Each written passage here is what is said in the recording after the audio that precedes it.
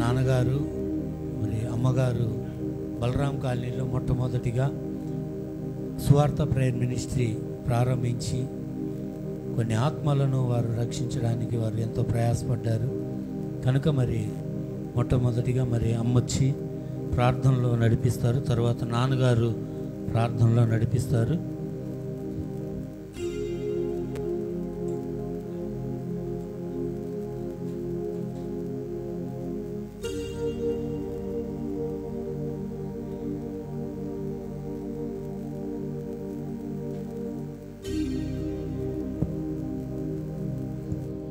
మొట్టమొదటిగా మరి అమ్మ ప్రార్థనలో నడిపిస్తూ ఉండగా అందరము కన్నులు మూసుకొని ప్రార్థనలో ఉందాం.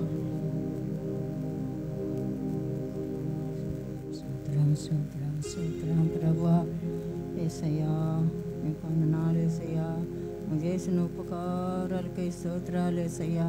నువ్వు చేసిన మేలుకై స్తోత్రాలు యేసయ్యా. ఈరోజు నా తండ్రి నాయన అయ్యా అయ్యా ఈ స్తోత్రాల కోటికను మీరు ఆశీర్వదించండి అయ్యా, దీవించండి అయ్యా. అయ్యా వచ్చిన దైవజనులను ప్రభువా నా తండ్రి జానయ్య గారిని యేసయ్యలమ్మని ప్రేమించి ఇచ్చిన కుమారులు ప్రభువా తండ్రి ప్రేమించి ఇచ్చిన అయ్యా తండ్రి కోడలను మీరు దీవించి ఆశీర్వదించండి అయ్యా. నలుగురిని మీరు దీవించండి. అబ్రహాముని జ్యోతిని ప్రేమించి ఇచ్చిన కుమార్తెలయ్యా నీ స్తోత్రాలు యేసయ్యా నాయన. అయ్యా ఈ కూడుకొని మీ దీవెనతో నీ కృపతో నీ బలముతో వాళ్ళని నింపమని అడుగుతున్నాం తండ్రి నాయన. వాళ్ళకి గర్భఫలాలు కూడా సమృద్ధిగా కుమ్మరించమని అడుగుతున్నాం యేసయ్య. వచ్చిన మా సోదరులందరూ కూడా నేను గణపరిచి స్తుతించడానికి, మయంపరచడానికి, నేను ఆరాధించడానికి, ఈ కోడుకను గొప్పగా జరిగించడానికి సహాయం చేయమని యేసయ్య నామములో అడిగేడుకొని ప్రార్థిస్తున్నాం తండ్రి, ఆమేన్. తల్లి చేసిన ప్రార్థన దేవుడు ఆలకించి మనందరి జీవితాల్లో నెరవేర్చబడులాగున స్తోత్రం చెల్లిద్దాం. స్తోత్రం స్తోత్రం స్తోత్రం స్తోత్రం. అలాగనే ప్రార్థించిన అమ్మకి హృదయపూర్వక వందనములు.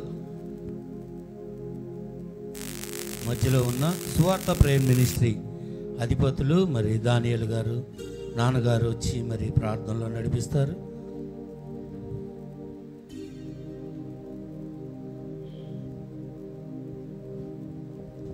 తలలు వంచి కన్నులు మూసినట్లయితే ప్రార్థనలో ఏకీవించుదాం. ఈ కోడిక దేవునికి మహిమకరముగాను మనకందరికీ ఆశీర్వాదకరముగా జరుగుటకు ప్రతి ఒక్కరు కూడా ప్రార్థనలో ఏకీవించండి. దేవుని నామాన్ని కనపరుద్దాం. పరిశుద్ధుడా, ప్రేమ కలిగిన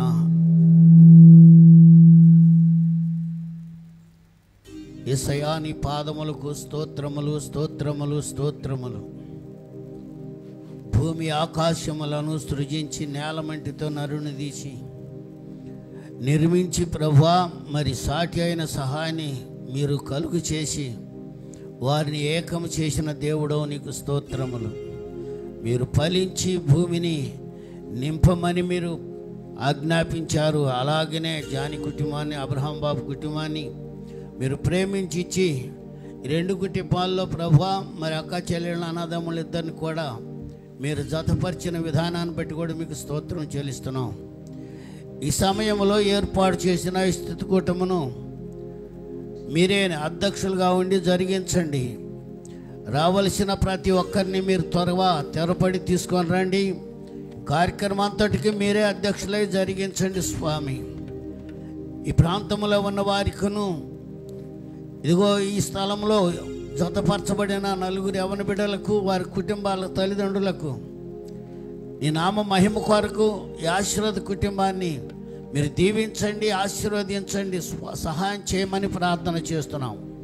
ఈ కూడిక ప్రారంభం నుండి ముగింపు వరకు మీరే అధ్యక్షులై జరిగించి మీ నామానికి మహిమ తెచ్చుకోమని ప్రార్థిస్తున్నాం. ఆహ్వానించబడిన దైవజనులు కూడా మీరు నాయన నిలువబడుతుండగా మీరే నీ దాసులకు తోడుగా మీరుండి ప్రజలకు, యవ్వన బిడ్డలకు ఏ వాక్యం అవసరమో ఆ వాక్యాన్ని నాయన అందించడానికి, వారి హృదయాల్లో ఫలింపు చేయటానికి మీరు కృప చూపండి, సహాయం చేయమని ప్రార్థన చేస్తున్నాం. ఆత్మానుసారమైన ఈ కార్యక్రమం మీరే జరిగించి మీ నామానికి మహిమ తెచ్చుకోండి. వాతావరణాన్ని మీ స్వాధీనంలో ఉంచుకోనండి, మైకులను మీ స్వాధీనంలో ఉంచుకోనండి. రానైన బిడ్డలు మీరు త్వరపడి తీసుకొని రమ్మని, పాడుతున్న బిడ్డలను, వాయిద్యాలు ఆస్తున్న బిడ్డలను కూడా మీరే నీ నామానికి మహిమ తెచ్చుకున్నట్లుగా వారు కార్యక్రమాన్ని జరిగించడానికి సహాయం చేసి దీవించమని, మహిమ పొందమని యేసు ప్రభు మహిమ కలిగిన నామములో ప్రార్థించి స్తుతించి అడిగి వేడుకుంటూ ఉన్నాము తండ్రి. ఆమేన్. రీతిగా దేవుడు దైవ సేవకుల ప్రార్థన ఆలకించి దేవునికే మహిమ కలుగునట్లుగా ఆయనే కృప చూపించినట్లుగా స్తోత్రం చెల్లిద్దాం. స్తోత్ర స్తోత్ర స్తోత్ర. అలాగనే ప్రార్థించిన దైవ సేవకులకు మా తండ్రి గారికి హృదయపూర్వక వందనములు. మరి మనకి ఈరోజు వాక్యమును అందించడానికి మరి స్పెషల్ గెస్ట్ ఒంగోలు సతీష్ కుమార్ గారు, నరేంద్ర కుమార్ గారు. మేము మామూలుగా ముద్దుగా సతీష్ కుమార్ గారు అని పిలుచుకుంటాం కనుక మరి వారికి నా హృదయపూర్వక వందనములు. మరి దైవ సేవకురాలకు కూడా హృదయపూర్వక వందనములు. మరి అలాగనే మరి మన మధ్యలో ఉన్న మరి పాస్టర్ అమ్మ గారికి అందరికీ హృదయపూర్వక వందనములు.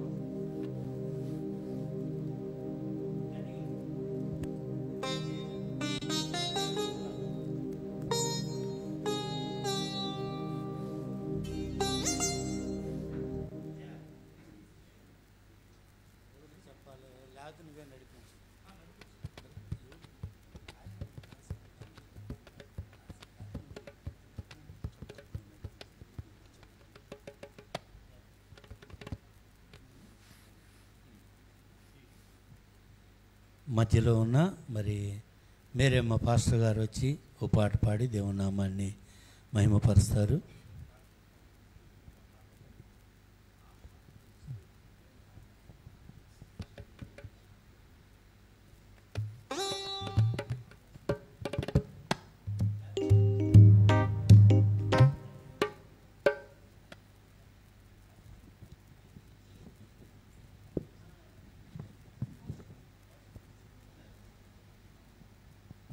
హల్లెలూయా హల్లెలూయా. దేవుని అతి పరిశుద్ధమైన నామానికి స్తోత్రం కలుగునుగాక. అలాగే ఈ అవకాశాన్ని నాకు అనుగ్రహించిన దైవజనులకు, అలాగే ఈ కూడికని నన్ను ఆహ్వానించిన దైవజనులకు, అలాగే కుటుంబమునకు, వేదికను అలంకరించిన దైవజనులకు, దైవ సేవకులకు, కూడి వచ్చిన మీ అందరికీ కూడా నా హృదయపూర్వక వందనాలు తెలియజేస్తున్నాను. ఈ సమయంలో మరి నా ప్రాణమా, నా శరీరమా, నా ఆత్మ యెహోవాను స్తుతించుమా అంటూ ఈ పాటను పాడి దేవుని నామాన్ని మహిమపరుద్దాం. నా ప్రాణమా, నా శరీరమా, నా ఆత్మ యెహోవాను స్తుతించుమా. నా ప్రాణమా, నా శరీరమా, నా ఆత్మ యెహోవాను స్తుతించుమా. ఆయన చేసిన మేలులకై, ఆయన చేసిన ఉపకారములకై, ఆయన చూపిన కృపలకై, ఆయన చూపిన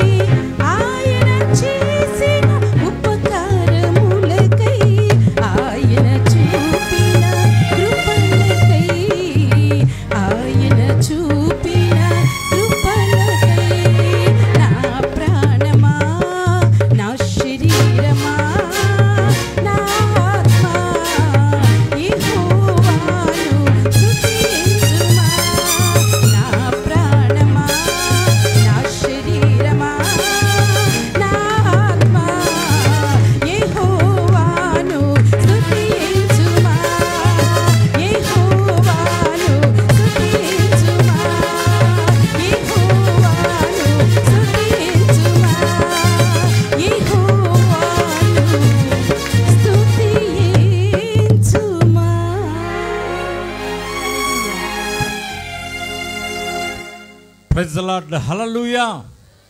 అందరం ఉద్యోగం చేద్దాం. హల్లెలూయా. మంచిది.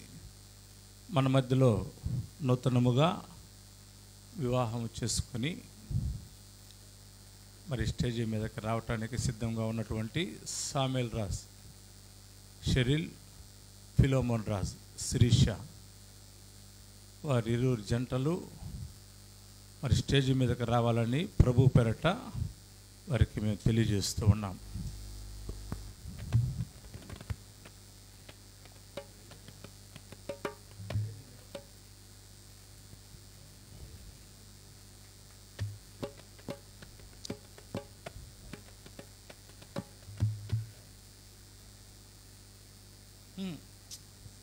నువ్వు ఇట్రా. అదిలే. మంచిది. మన మధ్యలో ఉన్నటువంటి నరేంద్ర పాస్టర్ గారి కుమార్తె వచ్చి ఒక ప్రత్యేకమైనటువంటి పాట పాడి ప్రభు నామమును మహిమపరుస్తారు.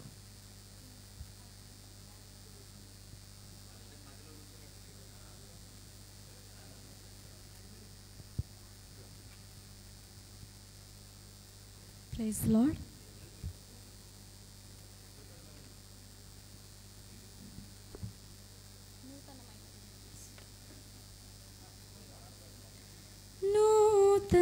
నూతనమైనది నీ వాత్సల్యము, ప్రతిదినము నన్ను దర్శించెను. ఎడబాయనిది నీ కనికరము, నన్నెంతో ప్రేమించెను. నూతనమైనది నీ వాత్సల్యము, ప్రతిదినము నన్ను దర్శించెను. ఎడబాయనిది నీ కనికరము, నన్నెంతో ప్రేమించెను. తరములు మారుచున్నను, దినములు గడుచుచున్నను, నీ ప్రేమను మార్పు లేదు. తరములు మారుచున్నను, దినములు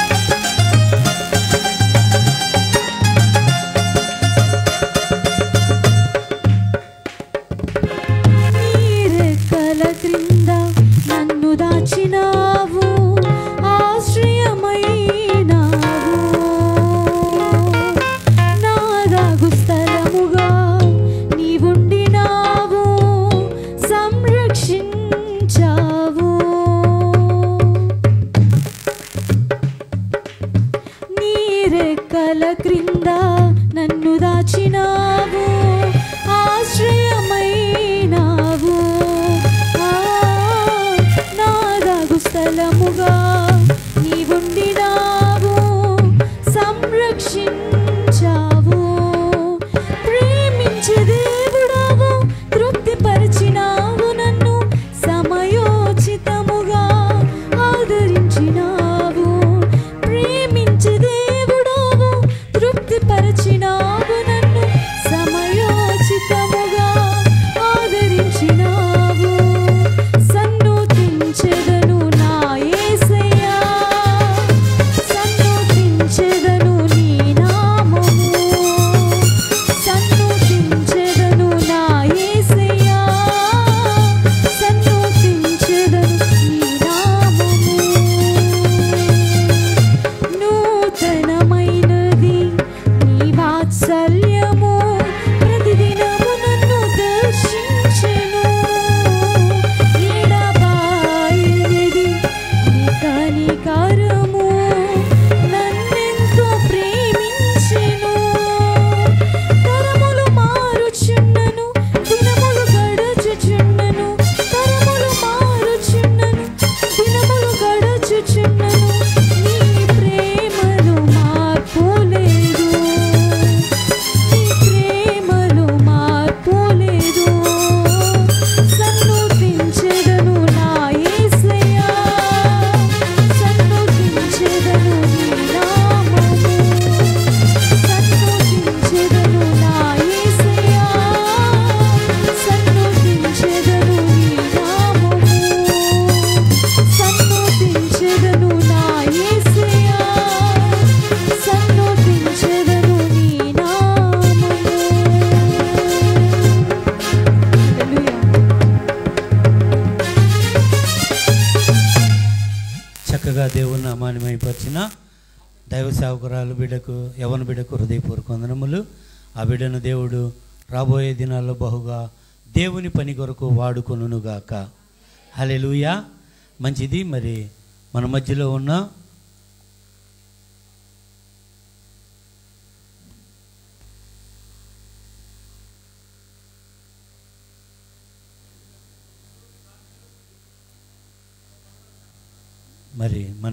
ఉన్న సామ్యూయల్ రాజ్, షరీల్ ఇరువురు కూడా దేవుని నామాన్ని మహిమపరచాలని ప్రేమతో ఆహ్వానిస్తున్నాం.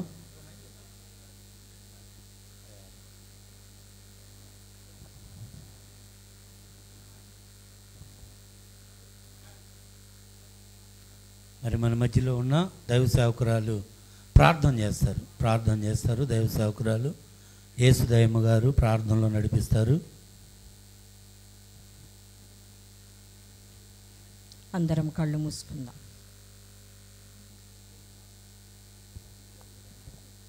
హల్లెలూయా, హల్లెలూయా, హల్లెలూయా. దేవా స్తోత్రం, స్తోత్రం, స్తోత్రం నాయనా. పరిశుద్ధుడా మీకే స్తోత్రం నాయనా. కృప కలిగిన తండ్రి, కనికరం గల రాజా, మహోన్నతుడా, సర్వోన్నతుడా, సర్వాధికారి, మీ ఘనపాదములకు వెలలేని స్తుతులు, స్తోత్రాలు, వందనాలు చెల్లిస్తూ ఉన్నాము యేసయ్యా. ఈ దినము ఈ రీతిగా నాయన, ఈ కృతజ్ఞత కూడికను నాయన ఏర్పాటు చేసుకోవడానికి మీరు చూపినటువంటి మహాకృపను బట్టి మీకు స్తోత్రాలయ్యా.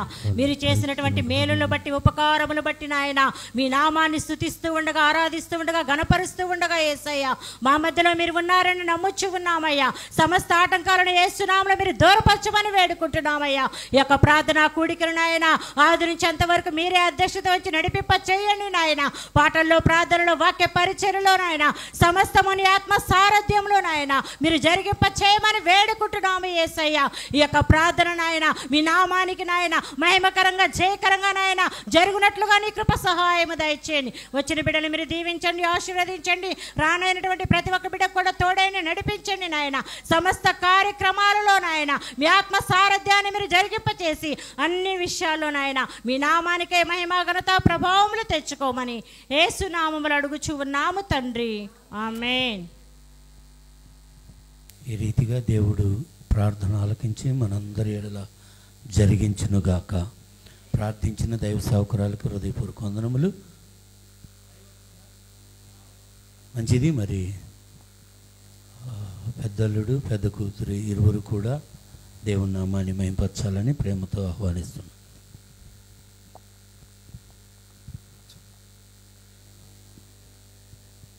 Praise the lord. హల్లెలూయా. గట్టిగా చెప్దాం హల్లెలూయా. ఇంకాస్త గట్టిగా హల్లెలూయా. మేలు చేయక నీవు ఉండలేవయ్యా అని ఒక పాట పాడుకొని ప్రభు నామమున మహిమపరుద్దాం.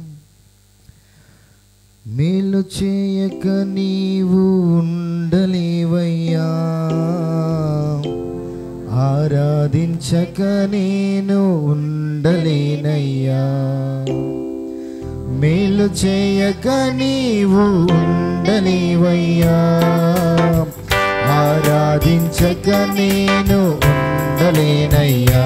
యేసయ్యా యేసయ్యా యేసయ్యా యేసయ్యా యేసయ్యా యేసయ్యా యేసయ్యా యేసయ్యా. మేలు చేయక నీవు ఉండలేవయ్యా, ఆరాధించక నేను ఉండలేనయ్యా. మేలు చేయక నీవు ఉండలేవయ్యా, ఆరాధించక నేను ఉండలేనయ్యా.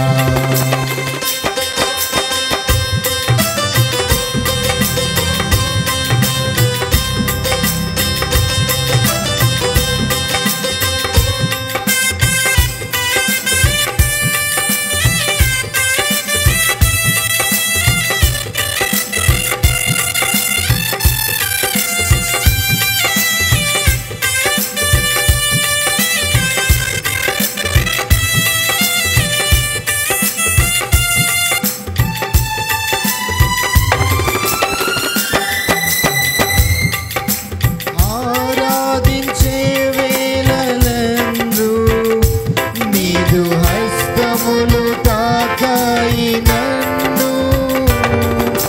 పశ్చాత్తాపం కలిగే నాలో నేను పాపినని గ్రహించగానే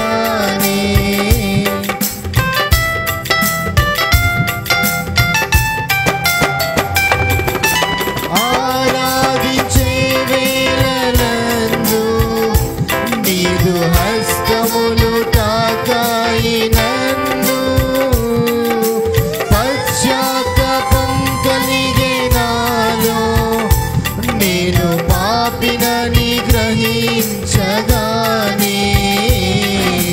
నీ మేలకు అలవాటయ్యే నీ పాదము వదలకుంటినామే. నీ మేలకు అలవాటయ్యే నీ పాదము వదలకుంటి. నీకిష్టమైన దారి కనుగొంటి నీతో చేరి.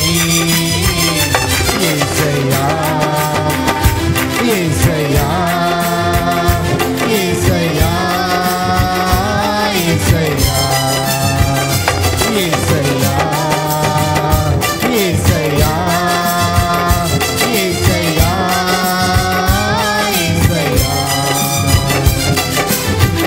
మేలు చేయక నీవు ఉండలేవయ్యా, ఆరాధించక నేను ఉండలేనయ్యా.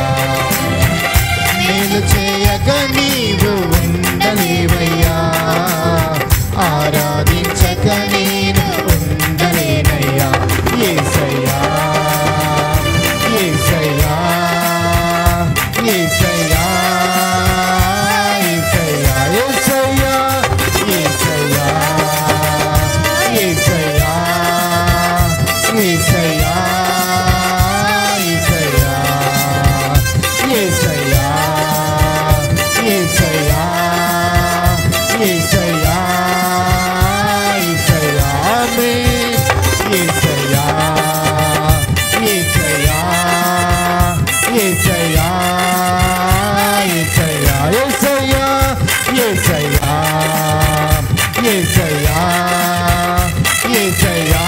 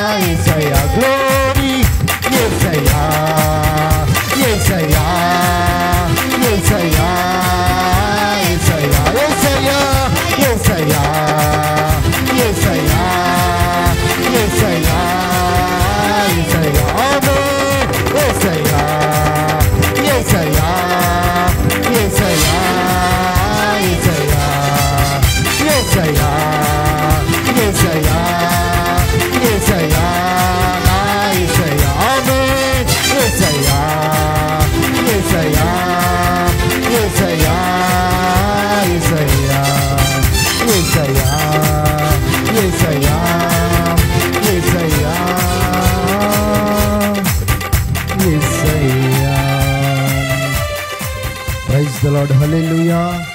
గట్టిగా చెప్దాం హల్లెలూయా. చక్కగా దేవుని నామాన్ని మహిమపరిచిన దేవుడికి హృదయపూర్వక వందనములు. మరి మన మధ్యలో ఉన్న ఫిలోమోన్ రాజ్, శిరీష ఇరువురు కూడా దేవుని నామాన్ని మహిమపరచాలని ప్రేమతో ఆహ్వానిస్తున్నాం.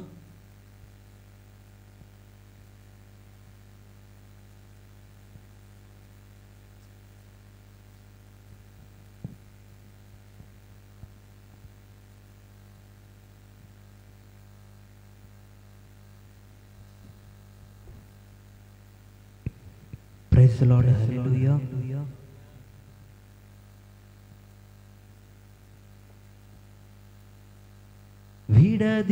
విడదీయగలరా ఎవరైనాను మరి ఏదైనాను,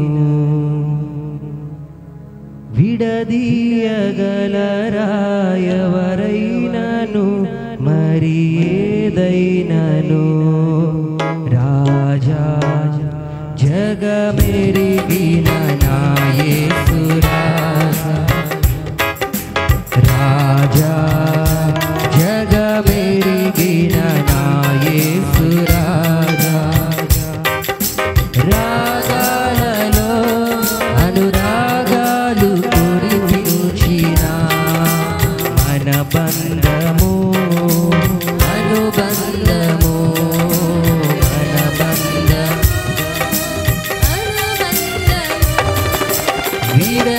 విడదీయగలరా ఎవరైనాను మరి ఏదైనాను, విడదీయగలరా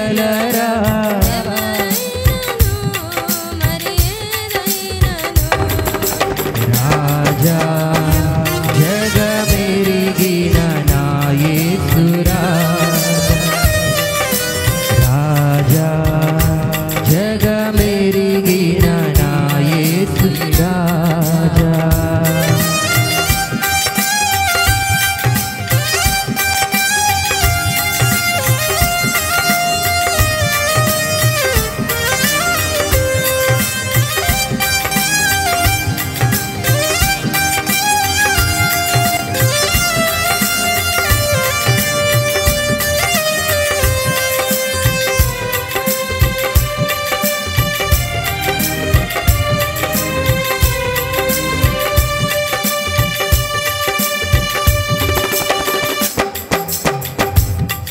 సియోను శాలేము మన నిత్య నివాసము, సియోను శాలేము మన నిత్య నివాసము, చేరుటయే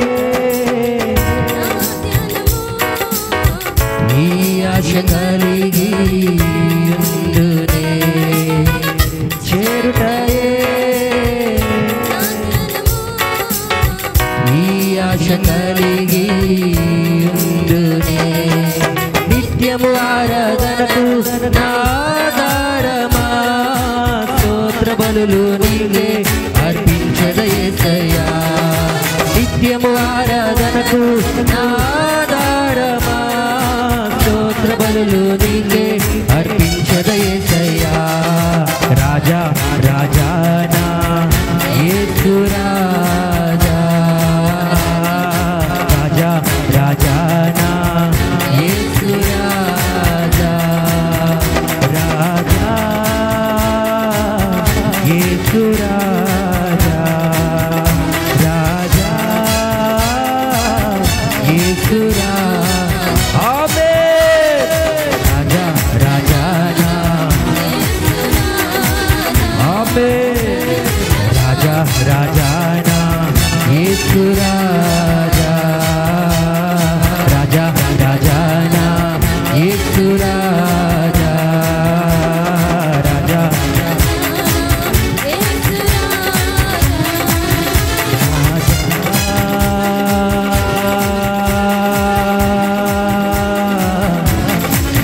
రాజా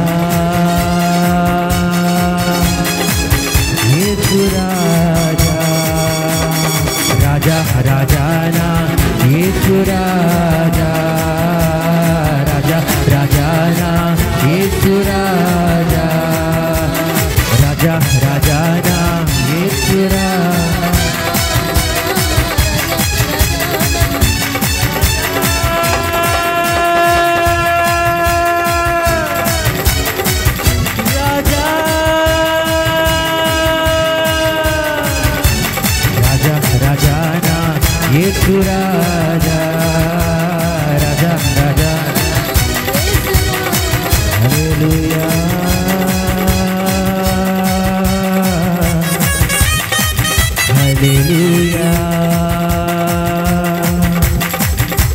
hallelujah. Praise the lord. Hallelujah. చక్కగా దేవుని నామాన్ని మహిమపరిచిన ఇరువురికి హృదయపూర్వక వందనములు. మరి మన మధ్యలో ఉన్న ప్రశాంతమ్మ ఆంటీ వచ్చి 103వ దావీదు కీర్తన 1-2 వచనాలు చదవాలని ప్రేమతో ఆహ్వానిస్తూ ఉన్నాం. తర్వాత ప్రమీల ఆంటీ గారు ప్రార్థన చేయడానికి సిద్ధంగా ఉండండి. తర్వాత వాక్య భాగంలోనికి వెళ్దాం.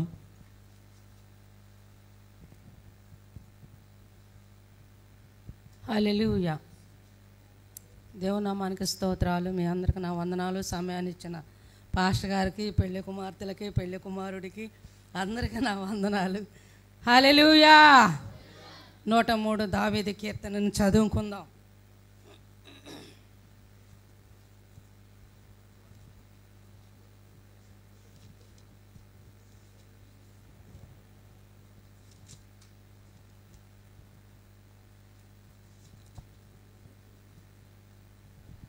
హల్లెలూయా.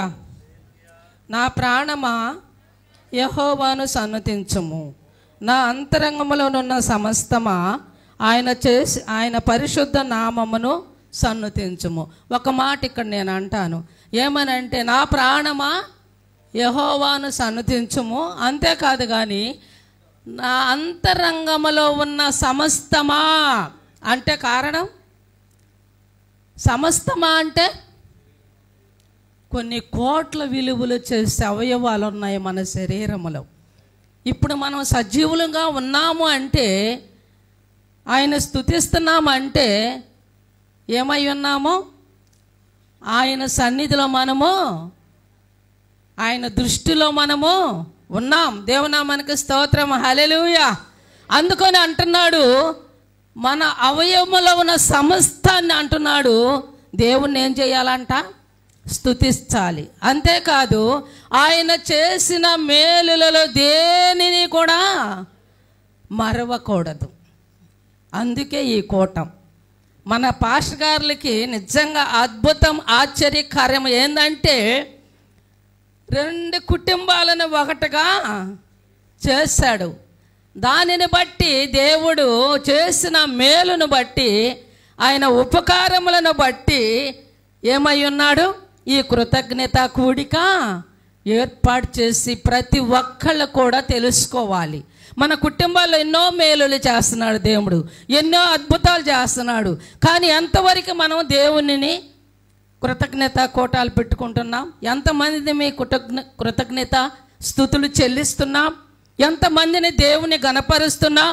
దేవుడు చేసిన మేలులను మర్చిపోయి ఏమయ్యారంట? 10 మంది కుష్ఠరోగులు దేవుడు శుద్ధులుగా చేస్తే ఒక్కడే తిరిగి వచ్చాడంట. అలాంటి పరిస్థితుల్లో ఉన్నాం మనం. కానీ అలా కాదు, ఇక్కడ అంటున్నాడు దావీదు మహారాజు, అలాగ దేవుని స్తుతించబట్టే దేవుడు ఏమన్నాడు ఆయన విషయంలో? నా హృదయానుసారుడు అన్నాడు. అవునా? నా ఆయన నిజంగా దేవుడు మనలను కూడా మాట అనగలిగితే మనం ధన్యులమే. అవునా? ధన్యులమే. ఎందుకని అంటే ప్రతి విషయంలో కూడా దేవుణ్ణి ఏం చేయాలి? స్తుతించాలి, ఘనపరచాలి, మహింపరచాలి. ఎప్పుడైతే అలా చేస్తామో దేవుడు మనల్ని ఆశీర్వదించటానికి ఆయన సిద్ధముగా ఉన్నాడు. దేవుడి వాక్యమును దీవించునుగాక. ఆమేన్.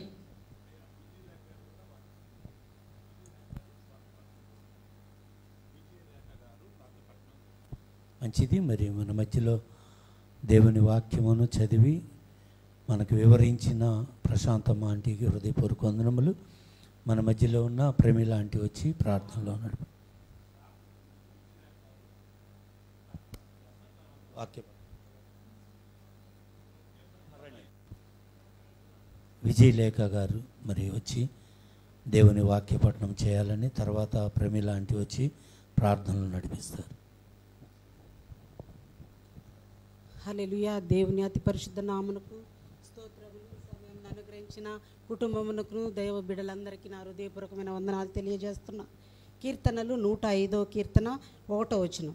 యెహోవాకు కృతజ్ఞతాస్తుతులు చెల్లించుడి, ఆయన నామమును ప్రకటన చేయుడి, జనములలో ఆయన కార్యములను తెలియచేయుడి, ఆయనను గూర్చి పాడుడి, ఆయనను గూర్చి కీర్తించుడి. యెహోవాకు ప్రతి విషయమునందు కృతజ్ఞతాస్తుతులు చెల్లించమని ఆయన లేఖనం చెప్పుచుంది. అట్టి విధముగానే పాస్టర్ జానీ కుటుంబంలో నుంచి, పాస్టర్ అబ్రామ్ కుటుంబంలో నుంచి ఆయన నామమును కీర్తించడానికి, ఆయన నామాన్ని స్తుతించడానికి, ఆయనకు ప్రతి విషయం ముందు కృతజ్ఞతాస్తుతులు చెల్లించడానికి ఈ రెండు జంటలను దేవుడు ఏర్పాటు చేసుకున్న విధానమునకై మనందరము వారితో కూడా కలిసి ఏం చేయాలి? కృతజ్ఞతాస్తుతులు చెల్లించాలి. అదేవిధముగా జనములలో ఆయన కార్యములను తెలియచేయాలి. ఏం కార్యములంటే ఆయన చేసిన మేలు ఉపకారములు ప్రతి విషయమందు సిరిల్, స్మార్టీ, ఫిలో, శిరీష ప్రతి విషయంలో ఆయన చేసిన కార్యములు ఎక్కడ చెప్పాలి? జనములలో. జనములు ఎక్కడికి వస్తారా అంటే ఆయన మందిరంలోనికి వస్తారు, ఆయన ఆవరణంలోనికి వస్తారు. వారు దైవ సేవకుని పిల్లలు, దైవజనుని పిల్లలు ఆయన నామమును ప్రకటించడానికి ఏర్పాటు చేసుకున్న దేవుని నామమును ఆయన ప్రజలైన, ఆయన సొత్తైన జనానికి ఏం చేయాలంట? తెలియచేయాలి. హల్లెలూయా. అదే విధముగా ఆయన ఆశ్చర్య కార్యములన్నిటిని గురించి సంభాషణ చేయాలి. ఆయన వారి జీవితంలో చేసిన అద్భుతము, చేసిన ఆశ్చర్యకారము, చేయబోతున్న ఆశ్చర్యకారమును గురించి జనములతో సంభాషణ చేసి అందరినీ ఆయన వైపు త్రిప్పే బిడ్డలుగా దేవుడు వారి ఇరువురి కుటుంబాలని దీవించి ఆశీర్వదించును గాక. ఆమేన్. చక్కగా దేవుణ్ణి వాక్యమును చదివి వినిపించిన విజయలేఖ గారికి హృదయపూర్వక వందనములు. మరి మన మధ్యలో ఉన్న సుశీలమ్మ ఆంటీ, మరి మీలాంటి ప్రార్థనలో నడిపిస్తారు.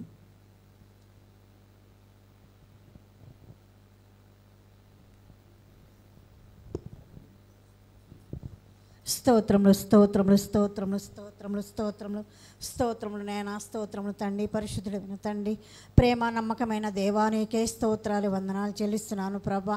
ఇదిగో కూడి వచ్చిన ప్రతి దాసులు బట్టి నీ స్తుతిస్తున్నాము నాయన ప్రభా. వారి అందుకే నా కృతజ్ఞత వందనములు చెల్లిస్తున్నాను అయ్యా. ఇదిగో తండ్రి, అయ్యా వచ్చిన ప్రతి ఒక్క బిడ్డను కూడా దీవించి ఆశీర్వదించండి అయ్యా.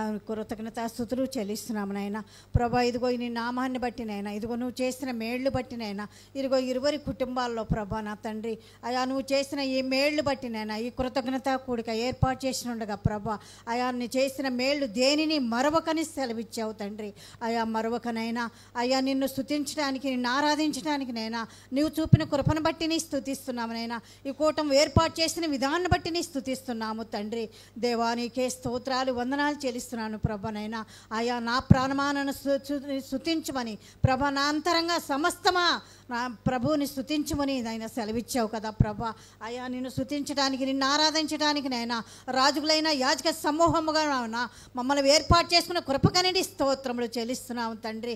దేవానికే స్తోత్రాలైనా ఈ ఇరువురి కుటుంబాల్లో ప్రభ 20 జంటలు బట్టి అయ్యా అయ్యా నా తండ్రి నువ్వు దీవించి ఆశీర్వదించమని, కుటుంబాలు ఆశీర్వాదకరంగా మార్చమని ప్రభనైనా, ఇంకా నీ నామములో ప్రభనైనా ప్రచురించుటకునైనా ప్రభ నీ కృప దయచేయమని ప్రభనైనా, అనేక జనాంగంలో ప్రభనైనా అయ్యా నీ నామాన్ని గణపరిచేవారిగా ప్రభనా తండ్రి అయ్యా, నీ స్వార్థ ప్రకటించేవారిగా ప్రభనైనా అయ్యా నిన్ను అయ్యా సహాయం చేయమని, నీ నామానికే మహిమా ఘనత ప్రభావం మీరే పొందుకోమని యేసయ్య పరిశుద్ధ నామములో ప్రార్థించి స్తుతించి వేడుకుంటున్నాము తండ్రి.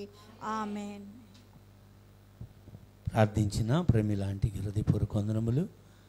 మరి దేవుని వాక్యము వినటానికి ముందుగా మన మధ్యలో ఉన్న ఎస్తేర్ రాణి వచ్చి 1 కొరింథీయులకు రాసిన పత్రిక 3వ అధ్యాయము 9-10 వచనాలు చదివి వినిపించాలని దేవుని వాక్య పఠనము దైవ సేవకులు చెప్పి ఉన్నారు. మరి 1 కొరింథీయులకు రాసిన పత్రిక 3వ అధ్యాయము 9-10 వచనాలు. 1 కొరింథీయులకు రాసిన పత్రిక 3వ అధ్యాయము 9-10 వచనాలు చదువుకుందాం. మేము దేవుని జత పనివారమై ఉన్నాము, మీరు దేవుని వ్యవసాయమును దేవుని గృహమునై ఉన్నారు. దేవుడు నాకు అనుగ్రహించిన కృప చొప్పున నేను నేర్పరి అయిన శిల్పకారుని వలె పునాది వేసి తిని, మరి ఒకడు దాని మీద కట్టుచున్నాడు. ప్రతివాడు దాని మీద ఎలాగ కట్టుచున్నాడో జాగ్రత్తగా చూచుకొనవలెను. దేవుడి పరిశుద్ధ వాక్యం దీవించును. వాక్య పఠనమును చదివి వినిపించిన సహోదరికి హృదయపూర్వక వందనములు. మరి ఈ సమయమును వ్యర్థపరచగా యవ్వన బిడ్డలకు కావలసిన వాక్యమును వివరించడానికి దైవ సేవకుల్ని ఆహ్వానిద్దాం. అందరం చప్పట్లు కొట్టి దేవుని నామాన్ని మహిమపరుద్దాం. దైవ సేవకులు వస్తుండగా చప్పట్లు కొట్టి ఆహ్వానిద్దాం. అందరము చప్పట్లు కొడదాం. అందరూ చప్పట్లు కొడుతూ దేవుని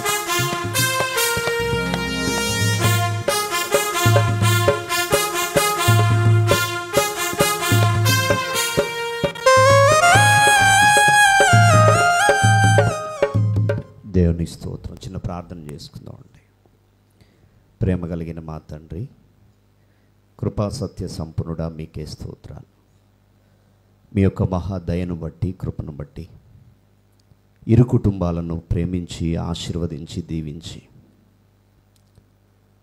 ఇరు కుటుంబాలను ఇరు జంటలుగా ఆశీర్వాదమైన మీ కృపతో, మీ చిత్తానుసారమైన నడిపింపుతో నిశ్చితార్థము మొదలు వివాహము, అలాగే ఈ కుటుంబంలో జరుగుతున్న ఈ కృతజ్ఞతా కూటాన్ని మీరు దీవిస్తూ ఆశీర్వదిస్తూ వస్తున్నందుకు వందనాలయ్యా.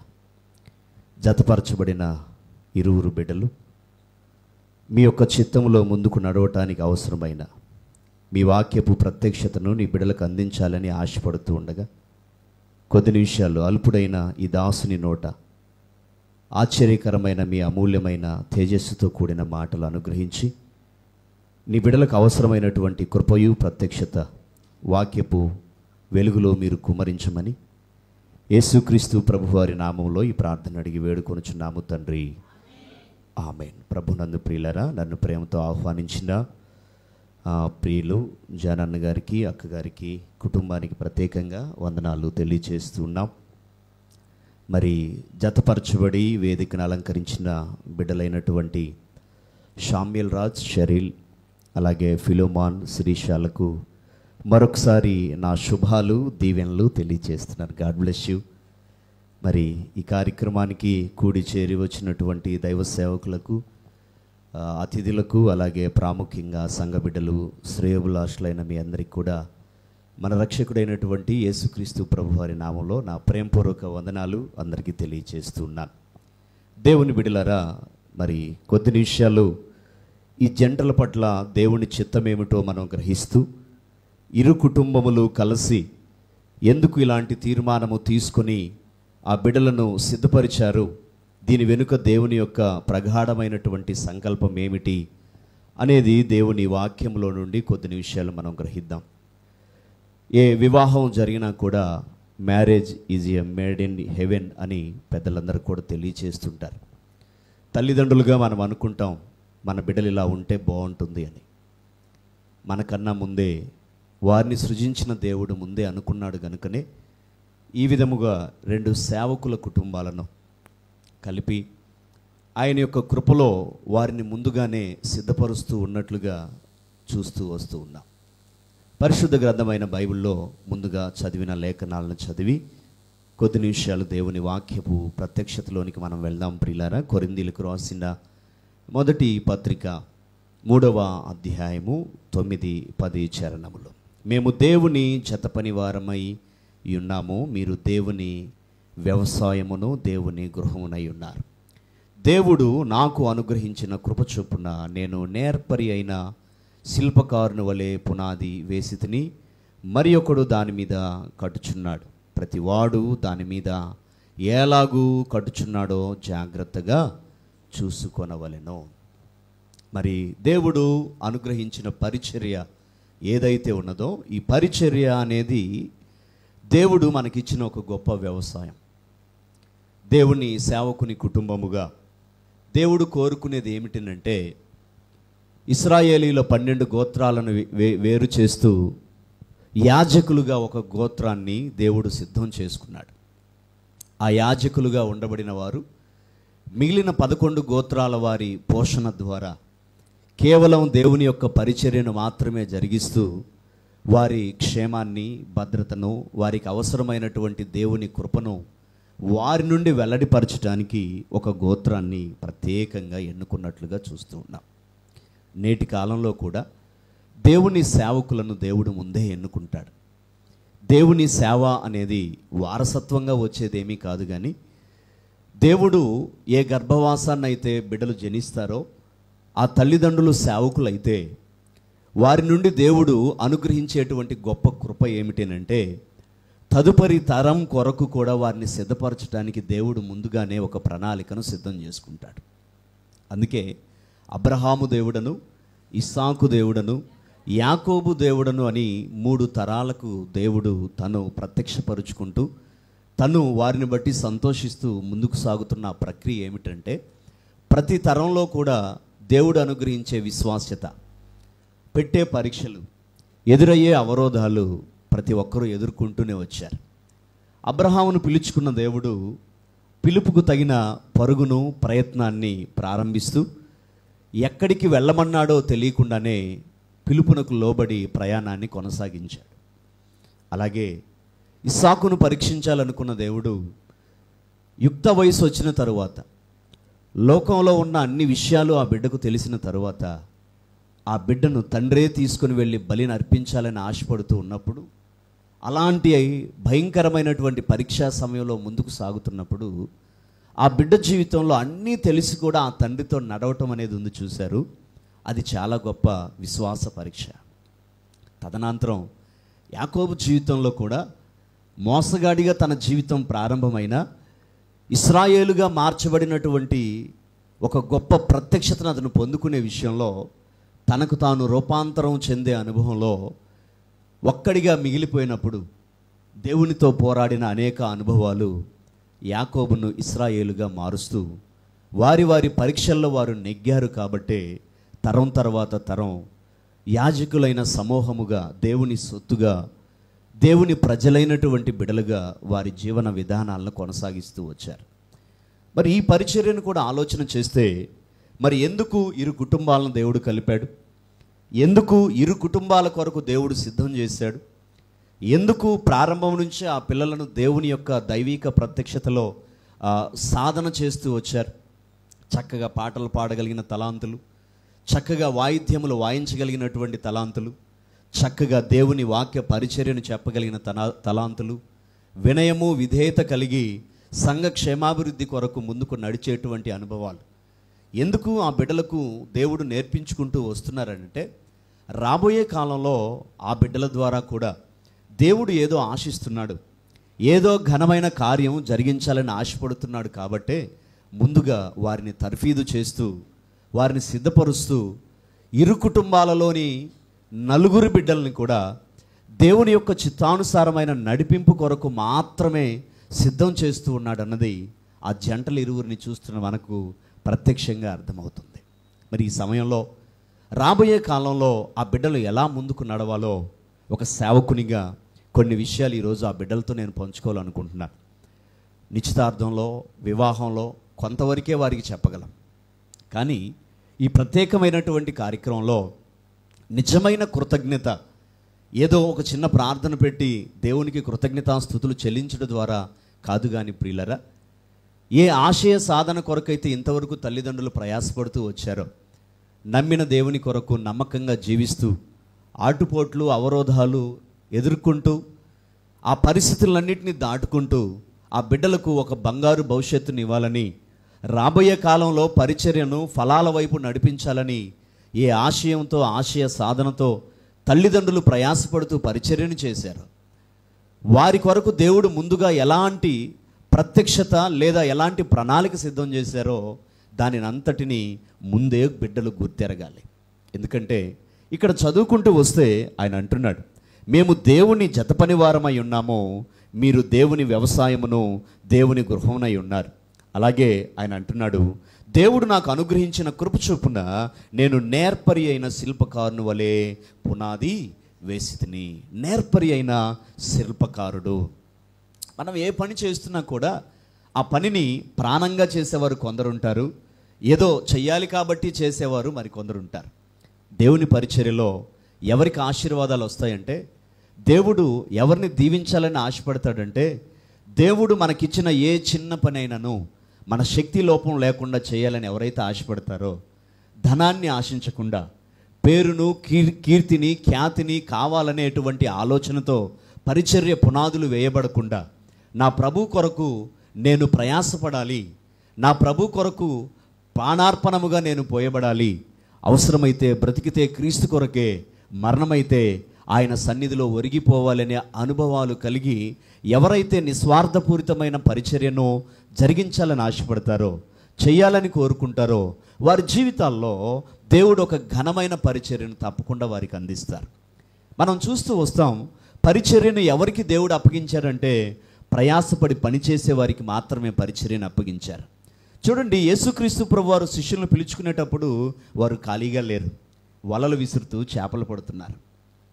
అబ్రహామును దేవుడు పిలుచుకుంటున్నప్పుడు ఖాళీగా లేడు. అబ్రహాము కూడా వారికి కలిగినటువంటి వృత్తులలో పనులు చేసుకుంటూ ఉన్నవాడై ఉన్నాడు.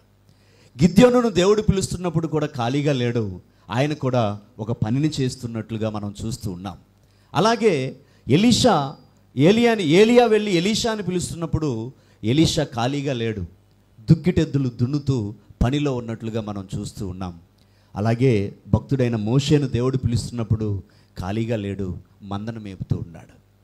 దేవుని పరిచర్యకు దేవుడు పిలవాలనుకున్నప్పుడు, వారితో దేవుడు తన ఘనమైన కార్యాలు జరిగించుకోవాలనుకున్నప్పుడు సోమరులకు దేవుడు పరిచర్యను అప్పగించటం.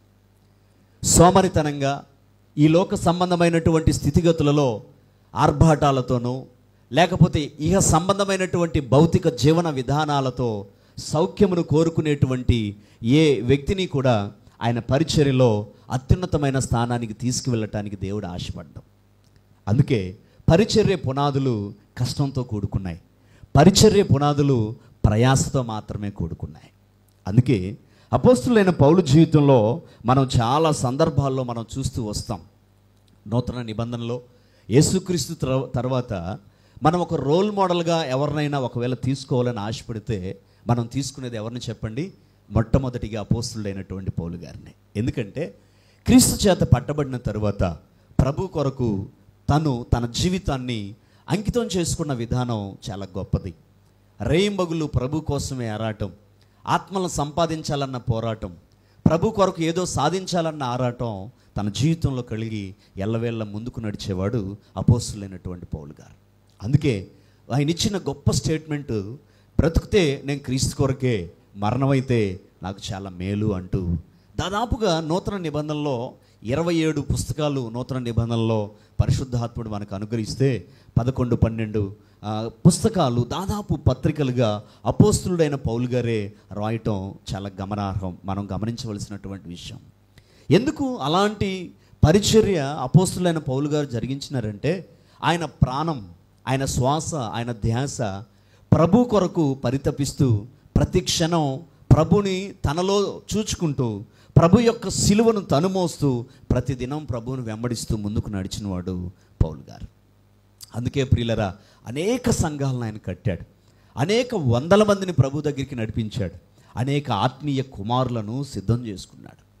ఇలా తయారు చేసుకుంటున్నటువంటి అనుభవంలో తిమోతి, తీతు, ఫిలోమాను ఎంతోమంది ఆత్మీయ కుమారులుగా కని గంభీరమైనటువంటి పరిచర్యను వారికి అప్పగిస్తూ మీరు ఈ పరిచర్య చేయటానికి సమర్థులు అని నమ్మి నేను మీకు అప్పగిస్తున్నానని పదే పదే వారికి చెప్పుకుంటూ వస్తూ ఉండేవాడు.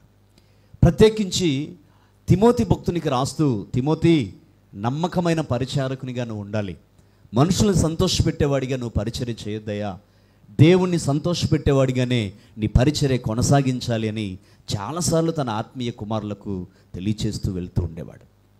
ఒకానొక సందర్భంలో అపోస్తులైన పౌలు గారు అనేక ప్రయాణములు చేస్తూ ఆసియా ఖండం అంతటా ఎన్నో ప్రయాణములు చేస్తూ నిజంగా ఆయన ప్రయాణపు పుస్తకాన్ని పరిశుద్ధ గ్రంథంలోనే రాయించాడు దేవుడు. అంటే ఎంత గొప్ప పరిచర్య, ఎన్ని ప్రయాణాలు ప్రభు కొరకు చేశాడో మనందరికీ తెలుసు. అయితే ఈ ప్రయాణంలో మనం ఆలోచన చేస్తూ వెళితే తనను దూషించిన వారు, ద్వేషించిన వారు ఎందరో ఉన్నా తనతో నడుస్తూ తన కొరకు కలిసి ప్రయాణం చేసినటువంటి శిష్యులను కూడా మనం చూస్తూ ఉంటాం. అలాంటి శిష్యులుగా ఉన్న ఒక జంటను మనం చూడగలిగితే ప్రియులరా, రోమీలకు రాసినటువంటి పత్రిక చూడండి 16వ అధ్యాయము, రోమీలకు రాసినటువంటి పత్రిక 16వ అధ్యాయము 3వ చరణాన్ని ఒకసారి చదివి మనం ముందుకు వెళ్దాం. చూడండి, పరిశుద్ధ గ్రంథము ఉన్నవారందరూ కూడా దయచేసి తెరచి చూడవలసిందిగా మనం చేస్తున్నాను. చదవండి అయ్యా. క్రీస్తు యేసునందు నా జత పని వారైన ప్రిస్కిల్లాకును అకుల్లాకును నా వందనములు చెప్పుడి. తర్వాత వారు నా ప్రాణము కొరకు తమ ప్రాణమును ఇచ్చుడుకైనను తెగించిరి. చాలమ్మా. వారు నా ప్రాణమును కొరకు వారి ప్రాణమునైనా ఇచ్చుటకు ఏం చేశారట చెప్పండి? తెగించిరి. Aquila Priscilla made for each other అన్నట్లుగా దేవుని యొక్క సన్నిధిలో ఒక నమ్మకమైన జంట. దేవుని పరిచర్య కొరకు, దేవుని చిత్తమును నెరవేర్చుట కొరకు, సేవకుని యొక్క చెయ్యి ఎత్తిపెట్టి సేవకుని ప్రోత్సహించుట కొరకు, సేవకుని అవసరమైనటువంటి వనరులు సమకూర్చుట కొరకు, సేవకునికి ఆతిథ్యం ఇచ్చుటకు మరి వారు ఎంతగా ముందుకు నడిచేవారంటే అకుల్లా ప్రిస్కిల్లా అనబడిన జంట చాలా ఉన్నతమైన జంట పరిశుద్ధ గ్రంథంలో. నూతన నిబంధనలో ఉన్నటువంటి ఈ జంటను మనం ఆలోచన చేస్తే దేవుని యొక్క సన్నిధిలో వీరి గురించి అపోస్తులైనటువంటి పౌలు గారు ఇస్తున్న స్టేట్మెంట్ ఏంటి? చక్కగా అన్నారు కదా, వారు నా ప్రాణము కొరకు తమ ప్రాణములను ఇచ్చుటకైనను తెగించిరి అంటూ మరొక మాట అన్నారు. వారు నా జత పనివారు, వారు నాతో కలిసి పని చేయటానికి దేవుడు ఎన్నుకొనబడినటువంటి నమ్మకమైన పనివారు అని వారి గురించి స్టేట్మెంట్ ఇస్తున్నారు. మనం ఆలోచన చేస్తే ప్రియులరా, ఎథెన్స్ అనబడిన ప్రాంతంలో అపోస్తులైన పౌలు గారు చాలా దినాలు పరిచర్య చేశాడు. ఆ ప్రాంతం ఎలా ఉండేదంటే చాలా గడ్డు పరిస్థితులతో కూడినటువంటి ప్రాంతం. అక్కడ ఎంత పరిచర్య చేస్తున్నా అనుకూలత లేదు, అన్ని ప్రతికూలతలే, అన్ని అవరోధాలే, అన్ని ఇబ్బందులే. ఒక మాటలో చెప్పాలంటే ఎథెన్స్లో చాలా సంవత్సరాలు అపోస్తులైనటువంటి పౌలు గారు పరిచర్య చేస్తే ఆశించినంత ప్రతిఫలాలు అక్కడ ఆయనకి దక్కలేదు. ఆశించినన్ని ఆత్మలను సంపాదించలేకపోయాడు. ఆశించినంత ఘనమైన పరిచర్య ఆయన చేయలేకపోయాడు. ఒక మాటలో చెప్పాలంటే ఎథెన్స్లో చేసినటువంటి పరిచర్య అంతా కూడా చాలా చాలా కఠోరమైనటువంటి ప్రయాణముగా ముందుకు సాగినటువంటి పరిస్థితుల్లో ఆయన ఆ పరిచర్యను చేసుకుంటూ వెళ్ళాడు. అందుకే ఆ ప్రాంతంలో ఉన్నప్పుడు ఆ పరిచర్య గురించి తెలియచేస్తూ కొరింథీయులకు రాసినటువంటి మొదటి పత్రిక 2వ అధ్యాయం 3వ చరణంలో ఆయన అంటాడు, బలహీనతలోనూ భయముతోనూ ఎంతో వణుకుతోనూ మీ యొద్ద నుంటిని అంటాడు. ఎథెన్స్ అనబడినటువంటి ప్రాంతంలో పరిచర్య చేస్తున్నప్పుడు లైక్ భారతదేశంలో నేటి కాలపు పరిస్థితుల్లో పరిచర్య ఎలా ఉందో అలాంటి భయానకమైన పరిస్థితులు ఆ రోజుల్లో ఉన్నాయి. వ్యతిరేకత ఎక్కువగా ఉంది. యేసుక్రీస్తుని ప్రకటిస్తున్నటువంటి వారి యొక్క విధానాల్లో ఎవరైనా అలాంటి పరిచర్య చేస్తూ ఉంటే తృణీకరించేవారిగా, ఇబ్బందులకు గురి చేసేవారిగా, గేలి చేసేవారిగా, నెట్టివేసేవారిగా, హింసించేవారిగా అలాంటి పరిస్థితులు ఎథెన్స్ అనబడినటువంటి ప్రాంతంలో చోటు చేసుకున్నప్పుడు ఆ పరిచర్య అనుకున్నంతగా చేయలేనటువంటి పరిస్థితుల్లో అక్కడ నుండి తాకీదులు ఇచ్చారు అక్కడ ఉన్నటువంటి ప్రభుత్వం. దయచేసి మీరు ఇక్కడ ఎవరు ఉండకూడదు, క్రీస్తుని ప్రకటిస్తున్న వారు వెళ్ళిపోండి ఇక్కడి నుంచి ఎథెన్స్లో నుండి అని చెప్పేసి ఒక ప్రకటన జారీ చేశారు ఆ రోజు ప్రభుత్వం. అలా ప్రకటన జారీ చేసినప్పుడు అపోస్తులైన పౌలు గారు అక్కడి నుంచి రావటం జరిగింది కొరింథీకి. అక్కడి నుంచి ఆయనతో పాటుగా మరి ప్రత్యేకమైనటువంటి జంటగా ఉన్న ఈ ఎవరైతే అకుల్లా ప్రిస్కిల్లాలు ఉన్నారో వీరు కూడా అక్కడ నుండి రావటం అనేది జరిగింది ప్రియులారా. వీరు కూడా అక్కడి నుంచి ఎప్పుడైతే మరొక ప్రాంతం అనగా ఏ ప్రాంతం అంటే కొరింథీ అనబడినటువంటి పట్టణానికి, కొరింథీ అనబడినటువంటి ప్రాంతానికి వచ్చేసారు వీళ్ళు. ముందుగానే అపోస్తులైనటువంటి పౌలు గారి కన్నా ముందే వారు ఆ ప్రాంతానికి వచ్చేసారు. ప్రభువుని నమ్ముకున్నారు, ప్రభువులో నిలిచారు, ప్రభువుతో నడుస్తున్నారు. వ్యతిరేకతలు వచ్చాయి, ఆటంకాలు వచ్చాయి. ప్రభువుని నమ్మిన వారు మా దేశంలో ఉండకూడదని ఎథెన్స్ నుండి ఆ తాకీదులు వచ్చి ఆ ప్రభుత్వం వారు అక్కడి నుండి పంపించి వేశారు. అక్కడి నుంచి వారు కొరింథీలోనికి వచ్చిన తర్వాత సంతోషంగా వారి పరిచర్య వారు చేస్తూ పరిచర్య చేయటానికి వారి చేతిలో ఉన్న పనిని వారు వాడుకుంటున్నట్టుగా చూస్తున్నాం. అందుకే వారి గురించి రాయబడుతోంది చూడండి. అపోస్తుల కార్యాలు 18వ అధ్యాయం 3వ చరణం గురించి రాస్తే అపోస్తుల కార్యాలు 18వ అధ్యాయము 3వ చరణము ముందుగా 2వ చరణాన్ని చూస్తే అక్కడ రాయబడి ఉంటుంది, యూదులందరూ రోమా విడిచి వెళ్ళిపోవాలనని క్లౌదియా చక్రవర్తి ఆజ్ఞాపించినందున వారు ఇటలీ నుండి క్రొత్తగా వచ్చిన వారు అంటే ఇటలీ అనే ప్రాంతాన్ని విడిచిపెట్టి ఆ యొక్క ఏదైతే ఎథెన్స్ అనబడిన ప్రాంతం ఉందో దాని అంతటిని విడిచిపెట్టి వచ్చినారు. అందుకే చూడండి 18:3 వచ్చిన ఇప్పుడు చదివితే వారు వృత్తికి డేరాలు కుట్టువారు. చూడండి అకుల్లా ప్రిస్కిల్లాలు ఏం చేస్తారట?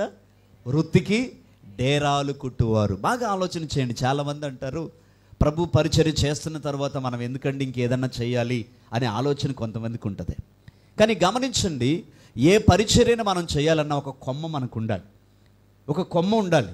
మనం ఏ చెట్టు ఎక్కాలన్నా ముందు ఒక కొమ్మ పట్టుకొని పైకి ఎక్కే ఆలోచన, అవగాహన మనకి ఎలా ఉంటుందో పరిచర్యకు వచ్చేటప్పుడు కూడా, పరిచర్య అంటే వండిన విస్తరాకు, వడ్డించే విస్తరాకేం కాదు. పరిచర్య అనగానే కోట్లు, షూట్లు, బూట్లు కాదు. ఇవి చూసి అందరూ అనుకుంటారు, ఆహా పరిచర్య చేస్తే ఎంత బాగుంటుంది, ఆ పరిచర్యలో మా బిడ్డ కూడా పాస్టర్గా ఉంటే ఎంత బాగుంటుందని. బాగానే ఉంటుంది పైన చూసే స్థితి ఇదైతే, వెనక వైపు చూస్తే అవమానాలు, గెంటివేతలు, నిందలు, ఆకలి కేకలు, అహర్నిశలు, ఏదో తెలియని ఘోష హృదయంలో పుడుతూ ఉంటుంది పరిచర్యలో. ఇది ఆ లోతుల అనుభవాలకు వచ్చిన వారికి మాత్రమే అర్థమవుతుంది ప్రియులారా. ఎథెన్స్ నుంచి గెంటి వేయబడినప్పుడు ఇటలీ నుండి ఒట్టి చేతులతో వచ్చేశారు. అక్కడికి వెళ్ళి ఏ విధంగానైనా నువ్వు పరిచర్య చేయాలి, పరిచర్య చేస్తూ పోషింపబడాలి. ఏం చేయాలి? ప్రారంభంలో పరిచర్యకు వచ్చినప్పుడు సంఘం ఉండదు, ప్రారంభంలో పరిచర్యకు వచ్చినప్పుడు ప్రోత్సాహం ఉండదు, ప్రారంభంలో పరిచర్యకు వచ్చినప్పుడు అవసరతలు తీర్చేవారు, అక్రతలు తీర్చేవారు ఉండరు. మరి ఏం చేయాలి? వారు చేతి వృత్తి కలిగిన వారట. ఏంటి? డేరాలు కుట్టే అనుభవము. వారికి ఒక పని ఉంది, వారి చేతిలో ఒక పని ఉంది. చేతి వృత్తి, కళ, చేతి కళలు, ఇది దేవుడిచ్చేటువంటి గిఫ్ట్. ఇది ఒక పాట, ఒక ఆర్టిస్ట్, ఒక కీబోర్డ్ ఆర్టిస్ట్, లేదా ఏదైతే దేవుడు అనుగ్రహించినటువంటి కళలు ఉన్నాయో, ఈ కళలు అందరికీ రావు సుమా. చాలామంది కీబోర్డ్ ప్రాక్టీస్ చేయాలని 10 ఏళ్ళు కూడా ప్రాక్టీస్ చేస్తారు, కానీ సరిగమలు కూడా వారికి సరిగా రావు. ఎందుకంటే అదొక కళ, అదొక ఆర్ట్, అది దేవుడే ఇవ్వాలా. చేతి వృత్తులు కూడా అంతే. చాలామంది చూడండి చేతి పనులు చేస్తూ ఉంటారు, టైలరింగ్ చేసే తల్లులు ఉంటారు, ఏమండి, అలాగే ఇస్తర్లు కుట్టేటువంటి వాళ్ళు ఉంటారు. రకరకాల చేతి వృత్తులు వారు చేస్తూ ఉంటే, కొన్ని సందర్భాలు కొంతమంది బిడ్డలు టైపింగ్ చేస్తూ ఉంటే అట్లాగా అస్సలు కళ్ళు పెట్టి చూడలేము, అంత చక్కగా స్పీడ్గా టైప్ చేస్తారు. సృజనాత్మకంగా వారికి ఇచ్చిన చేతి వృత్తులను వారు నేర్చుకొని అది వారి జీవనోపాధి కొరకు అవసరమైనప్పుడు వాడుకోవటానికి తప్పేమీ లేదు. అందుకే ఇక్కడ యేసు ప్రభు వారు కూడా మనకు రోల్ మోడల్గా ఉంటూ, ఆయన 12 నుండి 30 ఏట వరకు కూడా ఎక్కడ కనపడ్డాడండి, ఎక్కడున్నాడండి ఆయన గురించి బైబిల్లో ఎక్కడ రాయబడిందని హేతువాదులు మరి అడుగుతూ ఉంటారు. కానీ ఆయన ఎక్కడున్నారంటే తల్లిదండ్రులకు లోబడి తండ్రి చేస్తున్న పనిని ఆయన చేస్తూ ఉన్నాడు. ఆయన ఒక వడ్రంగి కుటుంబంలో జనించినవాడు. తండ్రి ఏదైతే చెక్క పని చేస్తున్నాడో ఆ చెక్క పనిని ఆయన చేస్తూ ఉన్నాడు. ఆ చేతి వృత్తి ఆయనకు వచ్చు. అందుకే ఇక్కడ మనం ఆలోచన చేస్తే మిత్రులారా, చేతి వృత్తి అనేది అకుల్లా ప్రిస్కిల్లాలు వారు నేర్చుకొని వారు దానిని కలిగి ఆ చేతి వృత్తి చేస్తూనే వారి జీవనాన్ని కొనసాగిస్తూ ఉన్నారు. అందుకే సేవ పరిచర్యలు చాలా కష్టాలు ఎదురవుతాయి. బిడ్డలకు కూడా అదే నేను చెబుతా ఉన్నాను. వివాహం అయిన తర్వాత హనీమూన్ అనేది ఉంటుంది. ఒక నెల, 2 నెలలు, 3 నెలలు, 6 నెలలు ఉంటుంది. తర్వాత హనీ అటుపోద్ది, మూన్ ఇటుపోతాడు. అప్పటి నుంచి జీవితంలో కొంచెం జీవిత ప్రయాణంలో దేవుడు పెట్టే పరీక్షలు కొన్ని ఉంటాయి. అందుకే టీచర్లు ముందు పాఠం చెప్పి పరీక్ష పెడతారు, దేవుడు పరీక్ష పెట్టి పాఠం నేర్పిస్తాడు. అది మనందరికీ తెలిసిన విషయమే. మరి వారి జీవిత విధాల్లో కూడా సేవ కొరకు సిద్ధపరచబడిన జంటలుగా ఉన్నప్పుడు బిడ్డలు బాగా వినాలి. మీకన్నా ముందు వారు బాగా చక్కగా వినాలి నాయన. బిడ్డలు సేవ కొరకు సిద్ధపరచబడబోతున్నప్పుడు సేవ అనగా దేవుని కొరకు సమర్పణ కలిగిన జీవితంతో ముందుకు నడవాలి అనేటువంటి ఒక ఘనమైన తీర్మానం వారు ఖచ్చితంగా తీసుకోవాలి. కలిమైన, లేమైన, ఖడ్గమైన, కరువైన, ఉపద్రవాలైన, ఎలాంటి పరిస్థితులు ఎదురవుతున్నా సరే దేవుని చేతిలో చేయి వేసి ఏ పరిచర్య కొరకైతే ఒక్కటయ్యారో అది జీవితాంతం వరకు మరిచే బిడ్డలుగా వారు ఉండకూడదు. ఎందుకంటే ప్రియులరా, వారి కాళ్ళ మీద వారు నిలబడే అనుభవాలు వారి జీవితంలో వారు స్వతంత్రించుకోవాలి. అదే ఆ బిడ్డలు తెలుసుకోవాల్సిన తర్ఫీదు, చేయవలసిన తర్ఫీదు అదే. నమ్మకమైన వారికి, సామర్థ్యము కలిగిన వారికి నా సేవను అప్పగించమని తిమోతితో అపోస్తులైన పౌలు గారు ఎందుకన్నారు? సామర్థ్యము అనగా అర్థం ఏంటంటే ఎలాంటి ఉపద్రవాలు ఎదురైనా సరే ప్రభు కొరకు నిలబడగలగటమే సామర్థ్యం. చాలామంది డబ్బులు ఉన్నప్పుడు సేవ చేయాలని వస్తారు. ఏదో ఆ డబ్బులు పెట్టుబడి పెట్టి 4 ఆటోలు పెట్టి 10 మంది ఆత్మలు తెచ్చుకుంటారు. కొన్నాళ్ళ తర్వాత బలహీనమైన తర్వాత మందిరాలకు ఎవరు రానప్పుడు, పరిచర్యలు ఎవరు లేనప్పుడు ఇక ఈ మందిరం వద్దు ఏమొద్దని అమ్మేసుకొని వెళ్ళినటువంటి సేవకులను కూడా నేను చూస్తూ ఉంటాను. పిలుపు లేని సేవ, ప్రయాస లేని సేవ, ప్రభు కొరకు నిలబడాలన్న తపన లేని సేవ, ఈ సేవ వల్ల దేవునికి ఎలాంటి ప్రయోజనం ఉండదు. సేవ చేసే అనుభవంలో మనుషుల వైపు కాక, మనుషులు ఏదో ఇస్తారన్నటువంటి మనసుతో కాక, పిలుచుకున్న నా దేవుడు నమ్మదగినవాడు, నమ్మకంగా ఆయన కొరకు నేను ప్రయాసపడితే ఆయనే ఒకరోజు నన్ను తలగా ఉంచుతాడన్న నిరీక్షణతో ఆ బిడ్డలు ముందుకు సాగాలే కానీ ఏదో మా నాన్న మా అమ్మ మమ్మల్ని పిలిచి నడిపించారు, నిలబెట్టారు, మా సంగతి ఏంటని అమ్మ వైపు నాన్న వైపు చూస్తూ నిలబడే అనుభవాలు కాదు మిత్రులారా. నా పరిచర్యలో ఇలాంటి అనుభవాలే. నా తండ్రి ఘనమైన సేవకుడు, 40 ఏళ్ల నుంచి పరిచర్య దర్శిలో. 150 మందికి పైగా సంఘం ఉంది. నేను అనుకున్నాను డిప్లొమా ఇంజనీర్ అయిన తర్వాత అది రిజైన్ చేసి పరిచర్యకి నాన్నగారు రమ్మంటే ఆ ఇబ్బంది ఏముంది, ఈ పరిచర్యను చేసుకుంటా వెళ్ళిపోతే సరిపోతుందిలే, నాకు ఇబ్బంది ఏముంది, మంచి సంఘం ఉంది, కంఫర్టబుల్గా హౌస్ ఉంది, అన్నీ నాకు కంఫర్టబుల్గా ఉన్నాయి దర్శిలో, ఇబ్బంది ఏం లేదు. కానీ ప్రభు అంటున్నాడు, నువ్వు ఇక్కడ కాదు, నువ్వు మరొక చోటకి వెళ్ళి పరిచర్య చేయాలని ఆయన అంటున్నాడు. How is possible? నాకెలా సాధ్యమవుతుంది? వండి పెట్టిన విస్తర ఇక్కడ ఉంది, నేను తినడానికి ఆశపడుతున్నాను, నేను ఎక్కడ పక్కకి వెళ్ళి మళ్ళీ ఎక్కడ గూడు కట్టుకోగలను? బాగా ఆలోచన చేయండి. అన్నీ సమకూర్చిన దగ్గర మైకు పట్టుకొని వాక్యం చెప్పడం చాలా ఈజీ. ఏమీ లేని దగ్గరికి వెళ్ళి అన్నీ సమకూర్చుకోవటం ముందు చూశారు, అది చాలా కష్టం. అయితే అన్నీ ఉన్న దగ్గర మైకు పట్టుకొని వాక్యం చెప్పేవానికన్నా ఏమీ లేని దగ్గర సమకూర్చడానికి ప్రారంభించిన వాడిని దేవుడు ఎక్కువగా మహింపరుస్తాడు. హల్లెలూయా, హల్లెలూయా. ప్రియులారా, 2014 సంవత్సరం, 2008లోనే పరిచర్యకు వచ్చినాను. పరిచర్య జరుగుతూ ఉంది. 14వ సంవత్సరం భయంకరమైన అనారోగ్య పరిస్థితులు నా భార్యకు చోటు చేసుకున్నాయి. 6 ఆపరేషన్లు, 15 లక్షల రూపాయల అప్పులు, హాస్పిటల్లో 6 నెలలు, మరణ ఘోష. సేవకు దేవుడు పిలిచాడో లేదో అర్థం కావటం లేదు.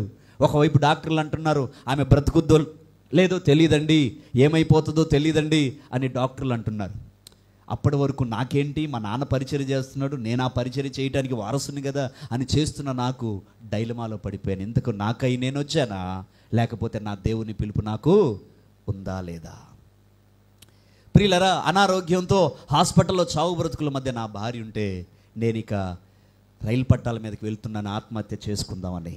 ఎందుకంటే నా వల్ల కావటం లేదు. నన్ను దేవుడు పిలిచాడో లేదో, పిలిచి ఉంటే నాకెందుకు ఇన్ని అప్పులు, పిలిచి ఉంటే నాకెందుకు ఇన్ని కష్టాలు, పిలిచి ఉంటే నాకెందుకు ఇలాంటి పరిస్థితులు? కఠోరమైన పరీక్షలు గుండా నా ప్రయాణం కొనసాగుతున్నప్పుడు సూసైడ్ అటెంప్ట్కి వెళ్ళిపోయాను. అప్పుడు ప్రభు మాట్లాడుతున్నాడు, పిచ్చోడా, సేవ అంటే ఏమనుకున్నావు? 4 దశంభాగాలు, 2 అబ్బా అబ్బా అబ్బా అని గొప్పలు అనుకున్నావా? సేవ అంటే చీవాట్లుంటాయి నాయన. సేవ అంటే చావుకు దగ్గరగా వెళ్ళాలి. ఈ అనుభవాలు నీ జీవితంలో ఉంటే రేపు నీ దగ్గరికి ప్రార్థన చేయండి అని వచ్చిన వారి యొక్క ఘోష ఎలా ఉంటుందో నీకు అర్థమవుతుంది. లేకుంటే నీకేం అర్థమైంది? ఒక వ్యక్తి అనారోగ్యంగా ఉంది, ప్రార్థన చేయండి అని వస్తే ఆ బిడ్డ అనారోగ్యపు పరిమాణము మనకు తెలియాలంటే, పరిమితి తెలియాలంటే ఆ అనారోగ్యపు స్థితిలో ముందు నేను నడవాలి. ఈ మధ్య ఒక హాస్పిటల్లో ఒక బిడ్డ కాన్పుకి వెళ్ళింది కనటానికి. ఆ బిడ్డ కాన్పుకి వెళ్తే నొప్పులు వస్తాయి కదా సహజంగా, తల్లికి నొప్పులు వస్తా అల్లాడుతూ ఉంటే పక్కనే జిఎన్ఎం నర్సు ఉంది. ఆ బిడ్డకి ఇంకా వివాహం కాల. నొప్పులు వస్తూ ఉంటే ఆ బిడ్డ అంటుందంట సెల్ ఫోన్లో ఇట్లా అనుకుంటా, నొప్పే కదా కాసేపు ఓర్చుకో తగ్గిపోద్ది అంటుందట. అంటే ఆ బిడ్డకి ఇంకా ఆ నొప్పి విలువ, ఆ నొప్పుల బాధ తెలియదు కదా. తెలిసిన తల్లి కనుక పక్కన నర్సు అయి ఉంటే, అమ్మా ఆ సహజమే తల్లి, కాస్త ఓర్చుకమ్మా, ఏం కాదమ్మా, ధైర్యంగా ఉండనేది. ఆ నొప్పి విలువ ఈ బిడ్డకు తెలియదు కాబట్టి సెల్ ఫోన్ లేదు, బొమ్మలు చూసుకుంటూ అంటుంది కాసేపు ఓర్చుకో అని. సేవలో కూడా దేవుడు ఎలాంటి అప్రెంటిస్ మనకి ఇస్తాడంటే మిత్రులారా, పరీక్షించి ప్రయాసల గుండా తీసుకువెళ్ళి ఎన్నో రకాల కఠోరమైనటువంటి స్థితిల్లోనే మనల్ని తీసుకుని వెళ్ళి తర్వాత అర్హమైనటువంటి స్థితిలో దేవుడు మనల్ని నిలబెట్టడానికి ఆశపడతాడు. హల్లెలూయా. అందుకే ఈ బిడ్డలకి వివాహంలో కాస్త చదువుదాం అనుకున్నాను కానీ ఆ రోజు నాకు టైం లేదు. నిశ్చితార్థంలో చదువుదాం అనుకున్నాం కానీ టైం లేదు.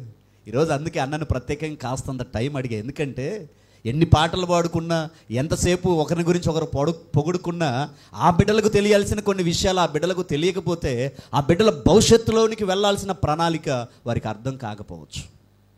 అందుకే ప్రియులరా, అకుల్లా ప్రిస్కిల్లా వారి యొక్క దాంపత్య జీవితంలో అపోస్తులైన పౌలు గారితో జతపని వారై ఉండి దాదాపు కొన్ని సంవత్సరాలు వారి గృహంలో అపోస్తులైన పౌలు గారికి ఆతిథ్యం ఇస్తూ ఆ సేవకుని ఘనపరుస్తూ ఆయనతో కలిసి జీవితాంతం వారు ప్రయాణం చేశారట. హల్లెలూయా.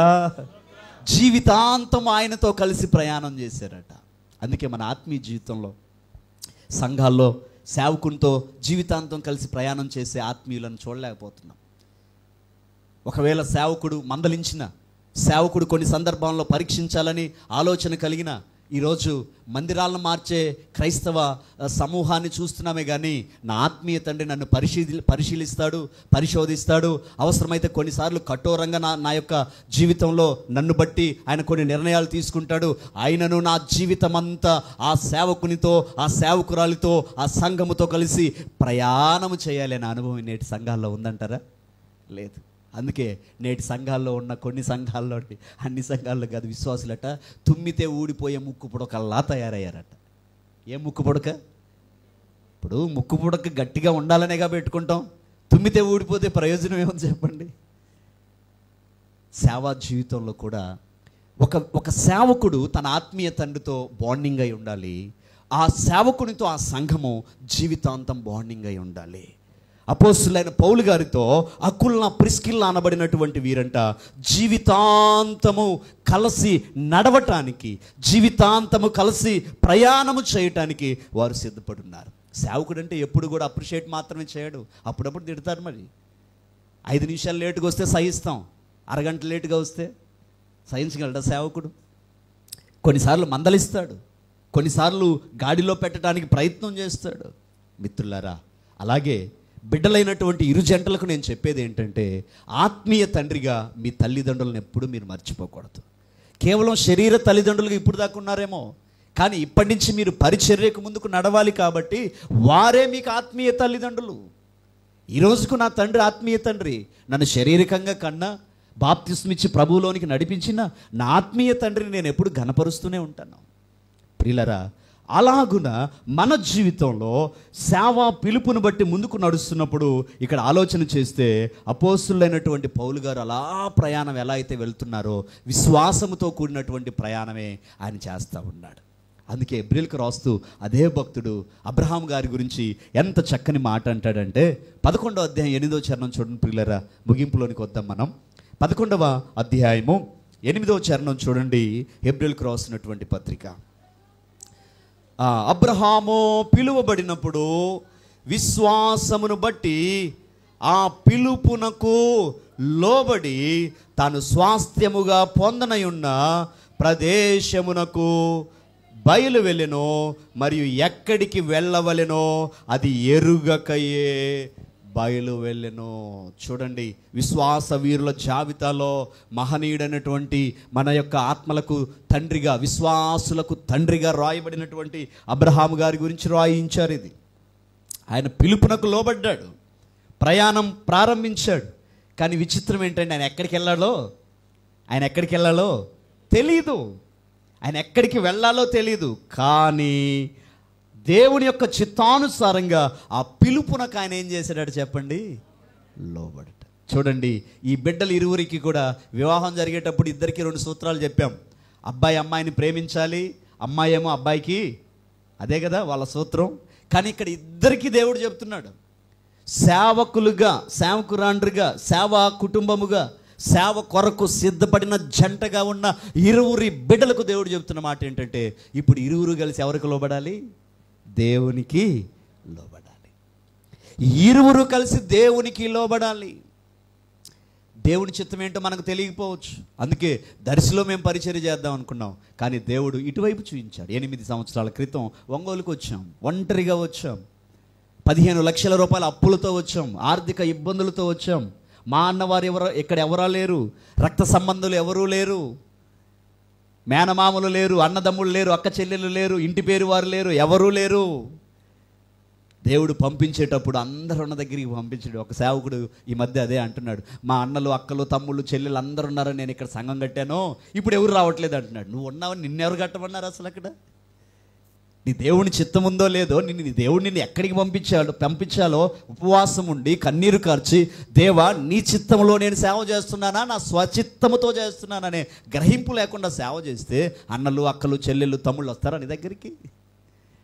అందుకే ప్రభు యొక్క పరిచర్య ప్రభు నడిపించిన వారితో మాత్రమే నింపబడుతుంది అనేది మనం ఎప్పుడు కూడా మర్చిపోకూడదు. హల్లెలూయా. అందుకే దేవుని పిలుపునకు లోబడే అనుభవం ఇరువురు బిడ్డలు ఉండాలి. మమ్మల్ని ఇక్కడికి పంపించినాడు, 7-8 ఏళ్ళు అయింది, మధ్యలో కరోనా, భయంకరమైన పరిస్థితులు.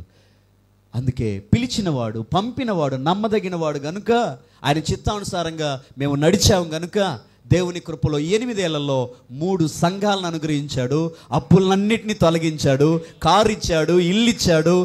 ప్రకాశం జిల్లాలో ఒక ఘనమైన ఒక చిన్న సాధనంగా దేవుడు వాడుకుంటున్నాడు. అదే నేను రాకుండా మా నాన్నగట్టిన మందిరం అండి, నేను ఎక్కడికి వెళ్తానండి, నేను ఎక్కడే ఉంటానండి అన్నాను అనుకోండి, దేవుడిచ్చిన ఆశీర్వాదాలు నాకు రావు. అందుకే బిడ్డలకు కూడా నేను చెబుతున్నాను, మా అమ్మ మా నాన్న కంఫర్టబుల్గా నాకు చిన్న మందిరం కట్టేశారు, మేము ఇక్కడే వర్షిప్ చేసుకుంటాం, ఇక్కడే ఆరాధన అయిపోద్ది కాదు. చేతి వృత్తిగా, చేతి పనిగా, చేతి తలాంతులుగా ఏదో ఒకటి మీరు ప్రతిదినం సాధన చేయాలి. అందుకే సేవకులుగా తర్ఫీదు అవుతున్న బిడ్డలకు చెప్తాను, లోకంలో ఉన్నవారు రోజుకి 8 గంటలు కష్టపడితే వారి కుటుంబం పోషింపబడుతుంది. కానీ సేవకులమైన మనము రోజుకు 16 గంటలు కష్టపడాలి. సోమరిగా ఉన్నవానికి దేవుడు దీవెనలు ఇవ్వడు, బద్ధకస్తులకు దేవుడు ఆశీర్వాదాలు ఇవ్వడు, తిని కూర్చునే వారికి ఆయన ఆశీర్వాదపు జల్లులు కుమ్మరించడు. అనుక్షణం అనునిత్యం ప్రభు కొరకు ప్రయాసపడుతూ పరుగులు తీస్తూ అయ్యో నశించిపోతున్న ఆత్మలను రక్షించాలనే తపనతో, ప్రయాసతో, పరితాపముతో ఎవరైతే ముందుకు నడుస్తారో వారి జీవితాల్లో ఆశీర్వాదం కాస్త ఆలస్యం అవుతుందేమో కానీ ఆశీర్వాదపు జల్లులతో మాత్రం ఒకరోజు తడిచి ముద్దై ఆశ్చర్యకరమైన తన కృపను, ప్రత్యక్షతను వారు పొందుకుంటారు. హల్లెలూయా. అందుకే చివరి మాట అంటున్నాడు పేతురు గారు రాస్తూ, అపోస్తులైనటువంటి పేతురు గారు రాస్తూ మొదటి పత్రిక 5వ అధ్యాయం 6వ చరణంలో అంటాడు, దేవుడు తగిన సమయమందు మిమ్మల్ని హెచ్చించినట్లు, దేవుడు తగిన సమయమందు మిమ్మల్ని హెచ్చించినట్లు ఆయన బలిష్టమైన రెక్కల కింద మీరు ఏ మనసు అంట చెప్పండి. ఇందాక ఒకటోది ఏంటి? లోబడి ఉండటం. రెండవది ఏంటి? దీనత్వం కలిగి ఉండటం. ఈ 2 రహస్యాలు. ఈ రెండిటికన్నా పెద్ద రహస్యాలు ఏం లేవు. ఒకటి లోబడు దేవునికి, రెండవది దేవునికి దీనత్వం. ఆయన రెక్కల కింద ఉండు, ఆయన రెక్కల కింద ఉండు. సహజంగా కొంచెం సేవకు రాగానే మనం ఏం చేస్తామంటే కొంతమందిని అనుసరిస్తాం. అలా ఆయన భలే షూటు బూటు కోటేసి చెప్తున్నాడే, అబ్బో ఈయన భలే చెప్తున్నాడే, ఈయనలాగుంటే బాగుంటుంది, ఆయనలాగుంటే బాగుంటుంది. ఏ సేవకునికి అనుసరణ ఉండకూడదు. ప్రభు మనల్ని ఎలా నడిపించాలని ఆశపడుతున్నాడో ఆయన అనుకున్నట్లుగా మనం ప్రయాణం చేయాలి. కానీ అల్లాయిన్లాగా ఉండాలి, ఇల్లీన్లాగా ఉండాలి అనుకుంటే మన మనసులో మనశ్శాంతి ఉండదు, నెమ్మది ఉండదు. అనుకరణ ఉండకూడదు. ఏ సేవకుడు అనుకరించకూడదు.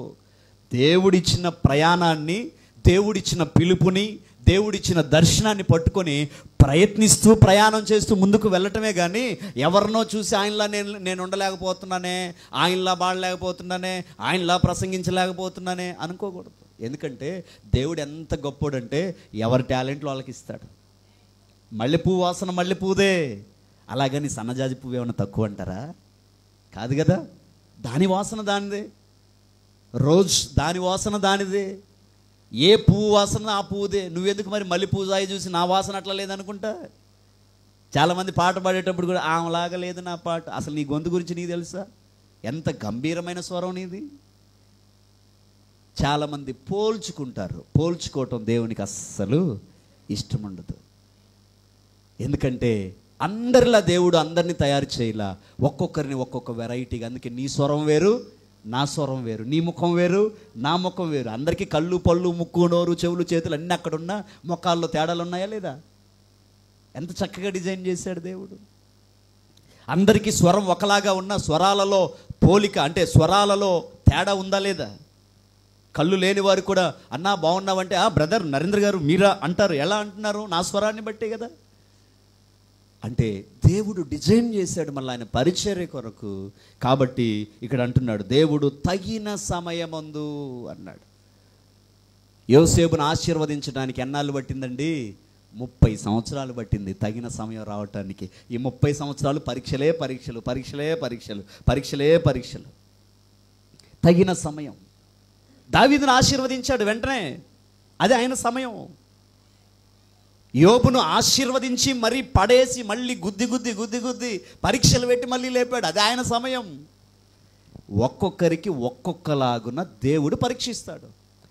ఒక్కొక్కరిని ఒక్కొక్క సమయంలో దేవుడు బహు గంభీరమైనటువంటి కృపతో ఆయన వాడుకుంటాడు. దాని కొరకు మనం సిద్ధపడాలే కానీ ప్రభు వైపు చూస్తూ మనుషుల వైపు, లోకం వైపు ఎప్పుడు కూడా చూడకూడదు. అందుకే పరిచర్యలు మరొకటి గమనించాలి. ఏవో ఉంటే నేను చేస్తానని ఎప్పుడు పరిచర్యలు అనుకోకూడదు. నా దేవుడు నాతో ఉన్నాడు, నా కుటుంబం నాతో ఉంది, నేను నా ప్రభు కొరకు ప్రయత్నిస్తాను. ఎందుకంటే వస్తువులు, వాహనాలు అవి లేవు ఇవి లేవని ఈరోజు పరిచర్యకు ఆటంకాలుగా వస్తువులు, వాహనాలు అనుకుంటాం. కాదండి. ప్రభు మనల్ని అపాయింట్ చేసుకుంటే, ప్రభు మనల్ని పిలుచుకుంటే, బిడ్డలకి ఇప్పుడు చెప్తున్నాను గమనించండి. అవి లేవు ఇవి లేవు, లేకపోతే మాకు కారు ఉంటే పరిచర్య చేస్తాం, లేకుంటే మాకు ఇంకా అక్కడ స్థలం ఉంటే పరిచర్య చేస్తాం, అక్కడ అవి ఉంటే పరిచర్య చేస్తాం. లేదు. దేవుని కొరకు మనం నిలిస్తే దేవుడే మన చేత ఆయన పరిచర్య చేయించుకుంటాడు. ఎందుకంటే మిలిటరీలోకి నేను అపాయింట్ అయ్యాను అనుకోండి, నన్ను జాయిన్ చేసుకున్నారనుకోండి ఆర్మీ వాళ్ళు నన్ను జాయిన్ చేసుకుంటే నువ్వు ఇంటి దగ్గర నుంచి తుపాకులు, పిరంగిలు తెచ్చుకోమంటారా? వాళ్ళు ఏమన్నా ఏం చేస్తారు చెప్పండి? వాళ్ళే ఇస్తారు కదా. సెంట్రల్ గవర్నమెంట్ నన్ను జాయిన్ చేసుకుంటేనే, నాకు అపాయింట్ చేసుకుంటేనే అవసరమైన సామాన్లన్నీ నాకు ఇస్తుంటే, యూనివర్సల్ గవర్నమెంట్ ప్రభు మనల్ని అపాయింట్ చేసుకుంటే మనకు కావాల్సిన ఎవడా ఆయన? హల్లెలూయా. అందుకే బిడ్డలకు విశ్వాసం అనేది శ్వాసలాగా ఉండాలి. విశ్వాసం విశ్వాసం విశ్వాసం విశ్వాసం లేకుండా దేవునికి ఇష్టమైనట అసాధ్యం. మీ ద్వారా ఎంతమందిని ఆత్మీయ బిడ్డలను దేవుడు చూడాలని ఆశపడుతున్నాడో అది దేవునికి తెలుసు. హల్లెలూయా హల్లెలూయా. ఈ విశ్వాసపు పరుగు పందెంలో అకుల్లా ప్రిస్కిల్లాల వలె నమ్మకంగా తల్లిదండ్రులతో కలిసి ఆత్మీయ ప్రయాణంలో భౌతికమైనటువంటి స్థితుల గురించి ఆలోచన చేయకుండా, ఒకవేళ మీరు కుటుంబ సంబంధంగా అది లేదు ఇది లేదు అది లేదు ఇది లేదు, అటైంది ఇటైంది, ఇది నథింగ్ బట్ అది జీవితంలో మనం శారీరకంగా ఉన్నట్లే. ఒకవేళ ఆ స్థాయిలో ఉంటే మంది ఆ స్థాయి కాదు. అందుకే మొన్న నిశ్చితార్థంలో చెప్పాను, మనం ఏ వంశం? గట్టిగా చెప్పండి, ఏ వంశం? రాజులైన యాజక సమూహం. ఆయన వంశం, మనం రాజులం. ఏమున్నా లేకున్నా మనం ఎవరని చెప్పండి? సీఎం కాన్వాయ్లో వచ్చినా, నేను నడుచుకుంటా వెళ్ళినా నేనే రాజునే. ఎందుకంటే రేపు ఆ సీఎంకైనా పిఎంకైనా ప్రభుతో కూర్చొని తీర్పు తీర్చబోతుంది ఎవరో? మనమే. యాజకులైన రాజులైన యాజక సమూహం. ఇక్కడ పాత్రలు ఇవి అంతే. దేవుడు అంటాడు, నాయనా నీకు 20 మందే సంఘం, నీ సేవ అంతే. ఎందుకు నాయన మరి అంత తక్కువ చేసే? పక్క చూస్తే 7,000 మందితో పొంగిపోతుంది మందిరం.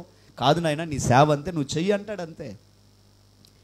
మిత్రులారా, ప్రియా దేవుని బిడ్డలారా, మన పరిచర్య మందని చూసో, మనుషులను చూసో, స్థలాలు చూసో, పొలాలు చూసో, కార్లు చూసో, ఆస్తులు చూసో చేసేది కాదు.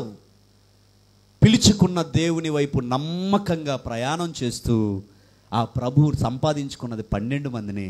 ఆ 12 మంది ఈరోజు ప్రపంచాన్ని మార్చారు. వారి గర్భం ద్వారా దేవుడు ఎవరిని ఇవ్వాలనుకున్నారో, ఎలాంటి వారిని ఇవ్వాలనుకున్నారో, వారి ద్వారా ఎలాంటి సేవకులను తయారు చేసుకోవాలనుకుంటున్నాడో అది దేవునికి తెలుసు. దేవుని సంకల్పంలో ఉంది ప్రియులారా. అందుకే ఇరువురి జంటల బిడ్డలకు సేవకునైన నేను ప్రేమతో తెలియచేస్తున్నది ఏంటంటే, ఒకటవది ఆయన యొక్క పిలుపునకు లోబడాలి, రెండవది బలిష్టమైన రెక్కల కింద దీన మనస్కులై ఉండే అనుభవాన్ని. ఈ 2 సూత్రాలను వారు పాటిస్తే, ఈ 2 సూత్రాలను పాటిస్తే, నేను ఇక్కడికి సేవకు వచ్చేటప్పుడు ఒక సేవకుని దగ్గరికి వెళ్ళి ప్రార్థన చేయించుకుంటే ఆయన అన్నాడు, అయ్యా మొదటి 5 సంవత్సరాలు తినటానికి తిండి లేక అల్లాడిపోతావు, సేవలో నా అనుభవం చెబుతున్నా, తర్వాత పెట్టింది తినలేక అల్లాడిపోతావు అని చెప్పాడు. నిజమే, ఇప్పుడు నా జీవితంలో అదే జరుగుతుంది. ఎక్కడికి వెళ్ళినా తోటకూర పప్పు చేసి పెట్టండి అమ్మా అని బతిమలాడుకునే పరిస్థితికి వచ్చాము ఇప్పుడు. నిజం. వచ్చిన కొత్తలో ఆకలికి స్టోర్ బియ్యం తెచ్చుకొని ఎవరు బియ్యం ఇస్తారా, ఎవరు కంది పప్పు ఇస్తారా, ఎవరు ఈ పూటకు సహాయం చేస్తారా అని ఎదురు చూసిన అనుభవాలు అవి కూడా. ఈరోజు ఖాళీ లేకుండా, విరామం లేకుండా దేవుని యొక్క మహాకృపలో వాడబడుతున్నామంటే అది మా శక్తి కాదు, బలం కాదు. ఆయన చేతికి మనం అప్పగించుకుంటే మన టాలెంట్లు కాదు, మన యొక్క స్కిల్స్ కాదు, ఇవన్నీ కాదు. అవి కొంతవరకు నేర్చుకోవాలి, కానీ అన్నిటికన్నా ప్రాముఖ్యమైనది దేవుని కృప. దేవుని కృప. అందుకే 105వ కీర్తన అక్క చదువుతూ చాలా మంచి మాట, ఆ 2 మాటలు చదవండి, ముగించుకుందాం. కృతజ్ఞతాస్తుతులు అంటే ఏమిటి భక్తుడు తెలియచేస్తూ 105లో కదా చక్కని మాట చదివారు అక్క. ఆ మాట చదువుకుందాం ఒకసారి. చదువు తల్లి. యెహోవాకు కృతజ్ఞతాస్తుతులు చెల్లించుడి. అసలు చెల్లించడం అంటే ఏంటంటే చెప్పండి, ఇప్పుడు ఆయన నామమును ప్రకటన చేయటమే. సర్వలోకమునకు వెళ్ళి సర్వసృష్టికి సువార్తను ప్రకటించండి. అందుకే ప్రియులరా, ఆ రోజు అకుల్లా ప్రిస్కిల్లాలు 80,000 మంది సమూహం ఉన్నటువంటి కొరింథీ పట్టణంలో సేవకునితో కలిసి ఆ సమూహము కొరకు సువార్తను అందించడానికి దినదినము ప్రయాసపడ్డారు వాళ్ళు. నిజమైన కృతజ్ఞత, నిజంగా కృతజ్ఞతాస్తుతులు చెల్లించడం ఏంటంటే, అందుకే చెప్తున్నాను, ఒంగోలు పట్టణంలో 2,80,000 మంది ఉన్నారు. రక్షణ పొందిన వారు 50,000 ఉన్నారు. రక్షణ పొందిన వారు 2,30,000 మంది ఉన్నారు. ఆ 2,30,000 మందిలో మా దేవుడు అనుకుంటున్న వారు 80,000 మంది ఉన్నారు. ఇప్పుడు మనకి ఎంత పని ఉంది అనుకున్నారు టౌన్లో? ప్రకాశం జిల్లాలో 27 లక్షల మంది ప్రజలు ఉన్నారు. రక్షణ పొందిన వారు 3 లక్షల మంది ఉన్నారు. రక్షణ పొందిన వారు ఎంతమంది ఉన్నారు? ఇంకా పని ఉందా లేదా? చాలా పెద్ద పని ఉంది మనకు, చాలా పెద్ద పని ఉంది. 56 మండలాల్లో మహోన్నతుడైన ప్రభువుని ప్రకటన చేయటానికి. అదే జాన్ అన్నతో, అబ్రహాం అన్నతో మేము మాట్లాడుకునేటప్పుడు మాకు ఇచ్చిన రిలేషన్, అన్నవాళ్ళతో ఇచ్చిన ఆత్మీయ అనుబంధాన్ని బట్టి, అన్న పరిచర్యలో ఏదో ఒక 4 గోడలు కట్టుకొని అక్కడ కాదు, హద్దులు విశాలపరచాలని దేవుణ్ణి అడగాలి, పరుగులు తీస్తూ ప్రయాణం చేయాలి. హల్లెలూయా, హల్లెలూయా. అందుకే మన ఆత్మీయ జీవితంలో దేవుడు కనిన కలలవే. రాబోయే కాలంలో మీరు సర్వలోకమునకు వెళ్ళి సర్వ సృష్టికి సువార్తను ప్రకటించండి. మరి జానన్న గారి నాన్నగారు పరిచర్య ప్రారంభికులు అయ్యగారిని జ్ఞాపకం చేసుకున్నాం. తర్వాత అన్నగారు, అలాగే వారి సహోదరులు, వారి చెల్లాయి కుటుంబం అంతా దేవుని పరిచర్యలో ఉండటం వింటున్నప్పుడు నాకు చాలా సంతోషం అనిపిస్తుంది. రాబోయే తరం ఈ బిడ్డలు మనం ఇదిగో ఈ గ్రామాల్లో, ఈ ప్రాంతాల్లో చేసామేమో, దేవుని యొక్క కనుదృష్టి మన బిడ్డల మీద ఉంటే వారు ఈ దేశమే కాదు ఈ ప్రపంచాన్ని ప్రభావితం చేయటానికి బలమైన సాధనాలుగా దేవుని చేతులు అంబుల పొదులుగా వారిని దేవుడు వాడుకొనుగాక. అట్టి కృప కొరకు ప్రయాసపడండి, ప్రభు సన్నిధిలో నిలువబడండి. భౌతికంగా దేనిని చూడొద్దు, భౌతికంగా ఏది ఆశించొద్దు. ప్రభు మీద ఆనుకొని ఆయన దాచి ఉంచినటువంటి కృపను మాత్రమే పొందుకోవాలని బిడ్డలకి కొన్ని విషయాలు తెలియజేస్తూ ముగిస్తూ ఉన్నాను. కళ్ళు మూసుకుందాం, ప్రార్థన చేద్దాం.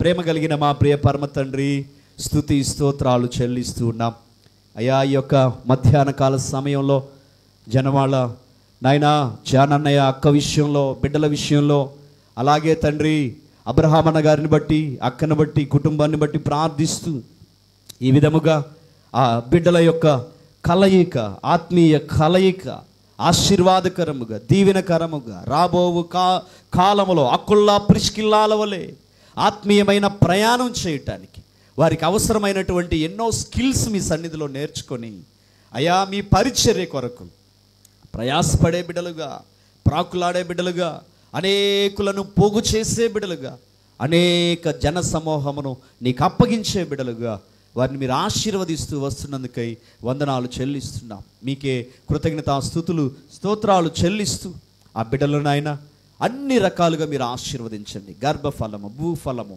ఆశీర్వాద ఫలము, దీవెన ఫలము, ఆత్మల ఫలము, సమృద్ధి అయినటువంటి మీ కృపాఫలం ఆ బిడ్డల మీద మీరు అనుగ్రహించి మీ ప్రత్యక్షతను కుమ్మరించమని అన్నగారి సంఘమును అయ్యా వారి పరిచర్యలను దీవించండి. మీ యొక్క కృపతో నాయన ఇరు కుటుంబాలు, కూడి వచ్చిన బంధువులు, స్నేహితులు, ప్రాముఖ్యంగా సంఘ బిడ్డలు, మా ఆత్మీయ బిడ్డలు తండ్రి, మాకు అందరికన్నా ప్రాణహితులు బిడ్డలందరిని బట్టి వందనాలు తెలియచేస్తూ ఈ కుటుంబములతో మాకిచ్చిన అన్యోన్య సహవాసముకై కృతజ్ఞతాస్తుతులు స్తోత్రాలు మీకే చెల్లిస్తూ మా రక్షకుడు మీ ప్రియ కుమారుడైన యేసుక్రీస్తు ప్రభువారి నామంలో ఈ ప్రార్థన అడుగుచున్నాము తండ్రి. ఆమేన్, ఆమేన్. థ్యాంక్ యూ అన్నా, థ్యాంక్ యూ.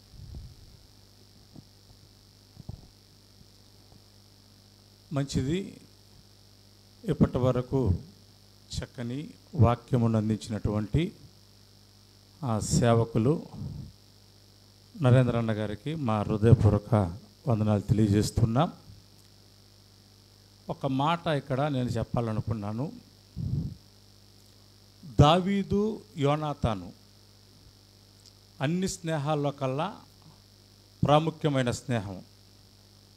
దావీదు యోనాతాను ఎలాగున్నా వారి మనస్సులు కలిసి వారి స్నేహం చేశారో నేడు ఈ కాలంలో కూడా మరి తోటి సేవకులు నరేంద్ర అన్న గారు, అలాగనే అబ్రాం బాబు గారు, అలాగనే ఇమానుయేల్ పాస్టర్ గారు, అలాగనే పెద్దలు డానియల్ అంకుల్ గారు, ఇంకా కొంతమంది ఈ మధ్యకాలంలో మరి చాలామంది పాస్టర్స్తో మా సహవాసాన్ని దేవుడు ఏ బంధంగా మార్చాడంటే దావీదు యోనాతాను బంధంగా, స్నేహంగా మార్చాడు. ప్రైజ్ ది లార్డ్, హల్లెలూయా. ఎందుకు మార్చాడు అంటే అక్కడ ఒక మాట ఉంది, నాలో పనిచేస్తుంది దేవుని ఆత్మ, వారిలో పనిచేస్తుంది కూడా వేరే ఆత్మ అయితే కలవదు. ఇది మా కలిసిద్దా? మా అందరిలో ఒకే ఆత్మ పనిచేస్తుంది, పరిశుద్ధాత్మ అనే ఆ యొక్క ఆత్మ మా అందరిలో పనిచేస్తుంది కనుక మా మాటలు, మా మనస్సులు, మా క్రియలు, మా ప్రవర్తన, మా పరిచర్య అంతా కూడా కలిసి ముందుకెళ్ళటానికి దేవుడు సహాయం చేశాడు. గట్టిగా చప్పట్లు కొట్టి ప్రభువుని మహిమపరచండి. 2 అన్నగారు చెప్పిన వాక్యంలో రాజ్యాలు ఎన్ని ఉన్నా రాజు ఒక్కడే, రారాజు ఒక్కడే, ఆయనే నజరేయుడైన యేసు. రాజులైన యాజక సమూహముగా దేవుడు నా బిడ్డలిద్దరు కుటుంబాన్ని మార్చి నడిపించునుగాక. ఆ జాబితాలోకి నా దేవుడు వారిని చేర్చునుగాక. 2 శారీరకంగా వారు నాకు కోడళ్ళే కానీ ఆత్మీకంగా వారు నాకు కూతురులే. ఆమేనండి. ఏంది కోడళ్ళగానే నిలబెడదామనుకుంటున్నారా? కుదరదు. శారీరకంగా వాళ్ళు నాకు కోడళ్ళే కానీ ఆత్మీకంగా ఎవరంట? అందరూ చెప్పండి, ఎవరు? నా కుమార్తెలే వాళ్ళు. 1. 2 ఇది ఏ కూడిక అంటే కృతజ్ఞత కూడిక. ఏ కూడికమ్మా? కృతజ్ఞత కూడిక. ఏం చేస్తున్నావయ్యా జానీ పాస్టర్ గారు కృతజ్ఞతగా అంటే, నా దేవుడు ఏదన్నా వజ్రాలు ఇద్దామంటే ఆయన వజ్రాలు అడిగే దేవుడు కాదు, బంగారం ఇద్దామంటే బంగారం అడిగే దేవుడు కాదు. అమ్మా ఏదన్నా డబ్బులు ఇద్దామంటే డబ్బులు అడిగే దేవుడు కాదు. బంగారం వజ్రాలు అడగాలేదు, హృదయాన్ని అడిగాడమ్మా. అడగాలేదు, అంతస్తులు అడగాలేదు. ఏమడగలేదు? ఆయన బంగారము, ఆయన వజ్రాలు కూడా అడగలేదు. మరి ఏమి ఇవ్వగలవు అంటే, నేను ఒకటి చేయగలను. ఏంటయ్యా అంటే వందనం.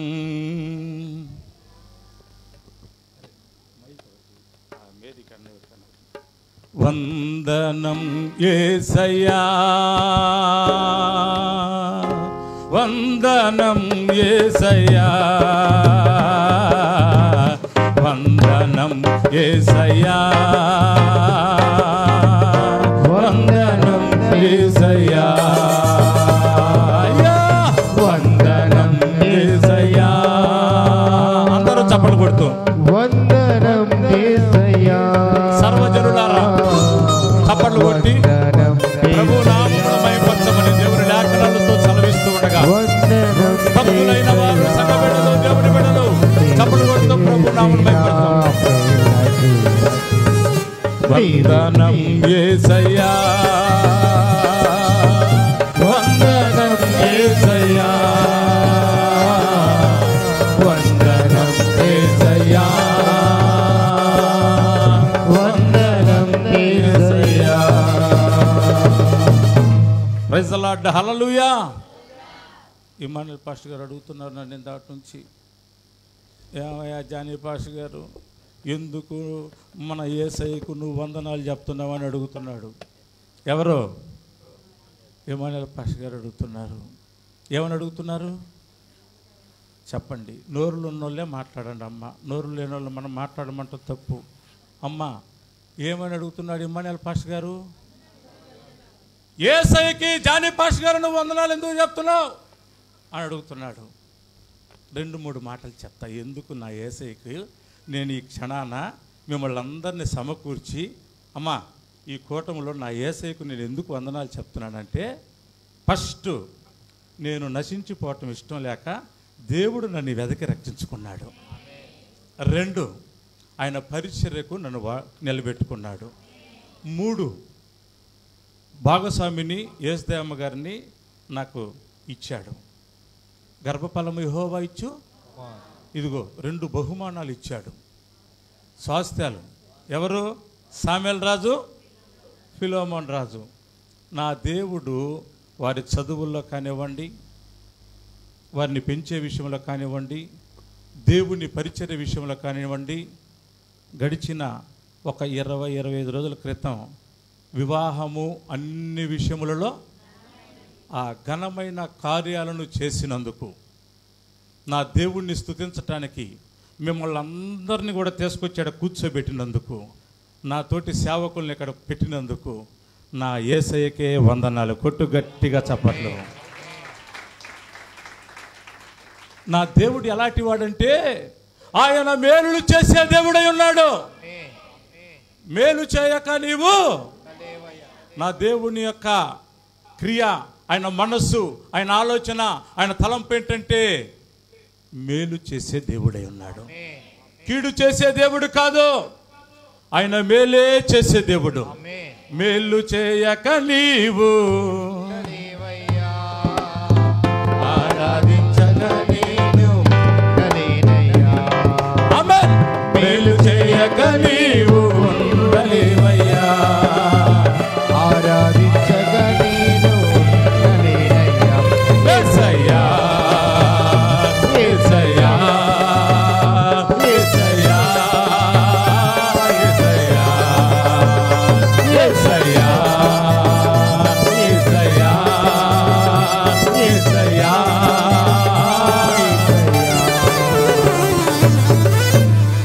Praise the lord. హల్లెలూయా. ఏం చేసే దేవుడు? ఏ విధము చేతనైనను నీ కుటుంబానికి, నీ జీవితానికి, నీ సంఘానికి, నీ పరిచర్యకు నా దేవుడు మేలులు చేసే దేవుడై ఉన్నాడు. ఎందుకయ్యా యేసు క్రీస్తు వారికి జానీ పాష గారు వందనాలు చెప్పాడంటే ఇప్పుడు మీరు చెప్పండి, ఎందుకు చెప్పాడు? నీవు చేసిన మేలకు, నీవు చూపిన కృపలకు, నీవు చేసిన మేలకు, నీవు చూపిన కృపలకు వందనం యేసయ్యా, వందనం యేసయ్యా, వందనం యేసయ్యా, చప్పట్లు చేతులు పైకెత్తి ఆయన చేసిన మేలులకు వందనం యేసయ్యా. ఆమేన్, ఆమేన్. ఏమిచ్చినా ఆయన రుణాన్ని మనం తీర్చలేం. హరి! వందనం యేసయ్యా, వందనం యేసయ్యా, వందనం యేసయ్యా, అయ్యా వందనం యేసయ్యా, వందనం యేసయ్యా, వందనం యేసయ్యా, వందనం యేసయ్యా. నా దేవునికి మహిమ ప్రభావములు చెందును గాక. ఆమేన్. మంచిది. ఇప్పుడు మన మధ్యలో ఉన్నటువంటి మరి సువార్త ప్రేయర్ మినిస్ట్రీ మరి అధ్యాపకులు పిల్లలను ఉద్దేశించి ఒక 2 మాటలు మాట్లాడతారు. తదనంతరం అయ్యా అంకులు పర్వాలేదు కానీ అన్నారు. మోకరించగలిగిన వారు మోకరించండి, కళ్ళు మూయగలిగిన వారు కళ్ళు మూయండి. చివరి ఆశీర్వాద ప్రార్థనతో ఈ ప్రార్థన కూటాన్ని మనం ముగించుకుందాం. మన మధ్యలో ఉన్నటువంటి ఇమ్మానుయేల్ పాస్టర్ గారు చివరి ప్రార్థనలు నడిపిస్తారు. ఆశీర్వాదం డానియల్ అంకుల్ గారు ఇస్తారు. రండి. ప్రార్థన చేసుకుందాం. ప్రతి ఒక్కరము కళ్ళు మూసుకుని మోకరించగలిగిన వాళ్ళంతా మోకరించినట్లయితే ప్రార్థన చేసుకుందాం. దేవా స్తుతి స్తోత్రం స్తోత్రం స్తోత్రం స్తోత్రం. హల్లెలూయా హల్లెలూయా. దేవా స్తుతి స్తోత్రం స్తోత్రం. అందరము కలిసి దేవునికి స్తోత్రం చెబుదాం. స్తోత్రం స్తోత్రం స్తోత్రం స్తోత్రం స్తోత్రం స్తోత్రం స్తోత్రం స్తోత్రం స్తోత్రం స్తోత్రం. ప్రేమ నమ్మకము కలిగిన మా తండ్రి, నీకు వందనాలు, స్తోత్రాలు, స్తుతులు చెల్లిస్తున్నాం నాయన. మరి యొక్క పర్యాయమునైనా మీ యొక్క పాద సన్నిధిలో చేరినైనా ఈ విధంగానైనా మిమ్మల్ని మయంపరిచేనైనా భాగ్యమునైనా మీరు మా జీవితంలోనైనా మీరు కలిగించిన విధానాన్ని బట్టి నాయన మరి ఒకసారి మీకు వందనాలు, స్తోత్రాలు, స్తుతులు చెల్లిస్తున్నాము నాయన. వీరి యొక్క వివాహమునైనా ఘనంగానైనా మీరు జరిగించారు నాయన. ఈరోజునైనా జరిగిన నాయన ఈ యొక్క కృతజ్ఞత కూడికనైనా దేవా యేసయ్యనైనా ఇక్కడ కూడి ఉన్న ప్రతి ఒక్కరికినైనా ఆశీర్వాదకరంగానైనా మీరు జరిగించినందుకునైనా మీకు వందనాలు, స్తోత్రాలు, స్తుతులు చెల్లిస్తున్నాము నాయన. యొక్కనైనా ఇరువురి కుటుంబాల గురించి నాయన ప్రత్యేకంగా నాయన ప్రార్థన చేస్తున్నాము నాయన. ఈ యొక్క ఇద్దరు బిడ్డల యొక్కనైనా కుటుంబాలనైనా మీరు దీవించండి నాయన, ఆశీర్వదించండి నాయన. నాయన వారి యొక్క కోరికలనైనా సిద్ధింపజేసినైనా వారి యొక్క ఆలోచనలు యావత్తునైనా యేసు నామములోనైనా మీరు సఫలపరుస్తారని నాయన మేము నమ్ముచున్నాము నాయన. దేవా యేసయ్యనైనా మీరు ముట్టండి నాయన, దర్శించండి నాయన. దేవానైనా సేవలోనైనా మరి ఎక్కువగానైనా వారు కొనసాగుటకునైనా సహాయము దయచేయండి నాయన. అంతేకాకుండా నాయన వాక్యం చెప్పబడిన నాయన దేవా యేసయ్యనైనా మీ దాసుని గురించి నాయన వారి యొక్క పరిచర్య గురించి నాయన ప్రత్యేకంగా ప్రార్థన చేస్తున్నాం. మేమందరము నాయన మీ యొక్క వాక్య ప్రకారమునైనా మేము జీవించే వారముగానైనా ఉండుటకునైనా సహాయము దయచేయండి. అబ్రహం పాస్టర్ గారి గురించి నాయన, జానీ పాస్టర్ గారి గురించి, వారి యొక్క కుటుంబాల గురించి, వారి యొక్క సంఘాల గురించి నాయన ప్రత్యేకంగా ప్రార్థన చేస్తున్నాము నాయన. ప్రతి విషయంలోనైనా మీరే తోడుగున్నాను, బలపరచున్నాను. మందరి గృహాల్లోనైనా నిత్యము సంతోషము, సమాధానము, శాంతి, పరిపూర్ణమైన ఆరోగ్యాలతోనైనా మీరు నింపుతారని నమ్ముచు ప్రభువైన యేసుక్రీస్తు నామములో అడిగి వేడుకొనుచున్నాము తండ్రి, ఆమేన్.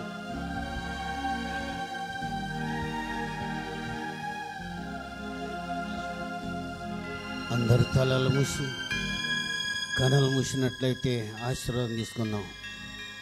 ఇప్పుడు మన తండ్రి అయిన దేవుని యొక్క ప్రేమ, కుమారుడైన యేసుక్రీస్తు వారి యొక్క కృప, చేరి వచ్చిన దైవజనులకు, విశ్వాసులకు, ఇదిగో ఇక్కడ చేయబడిన ఈ నలుగురు బిడ్డలకు ఇప్పుడును ఎల్లప్పుడు సదాకాలము తోడయుండి కాపాడి ఆదరించి రక్షించునుగాక. ఆమేన్, ఆమేన్, ఆమేన్. మీ అందరికి వందనాలు. మంచిది, గమనించండి. మా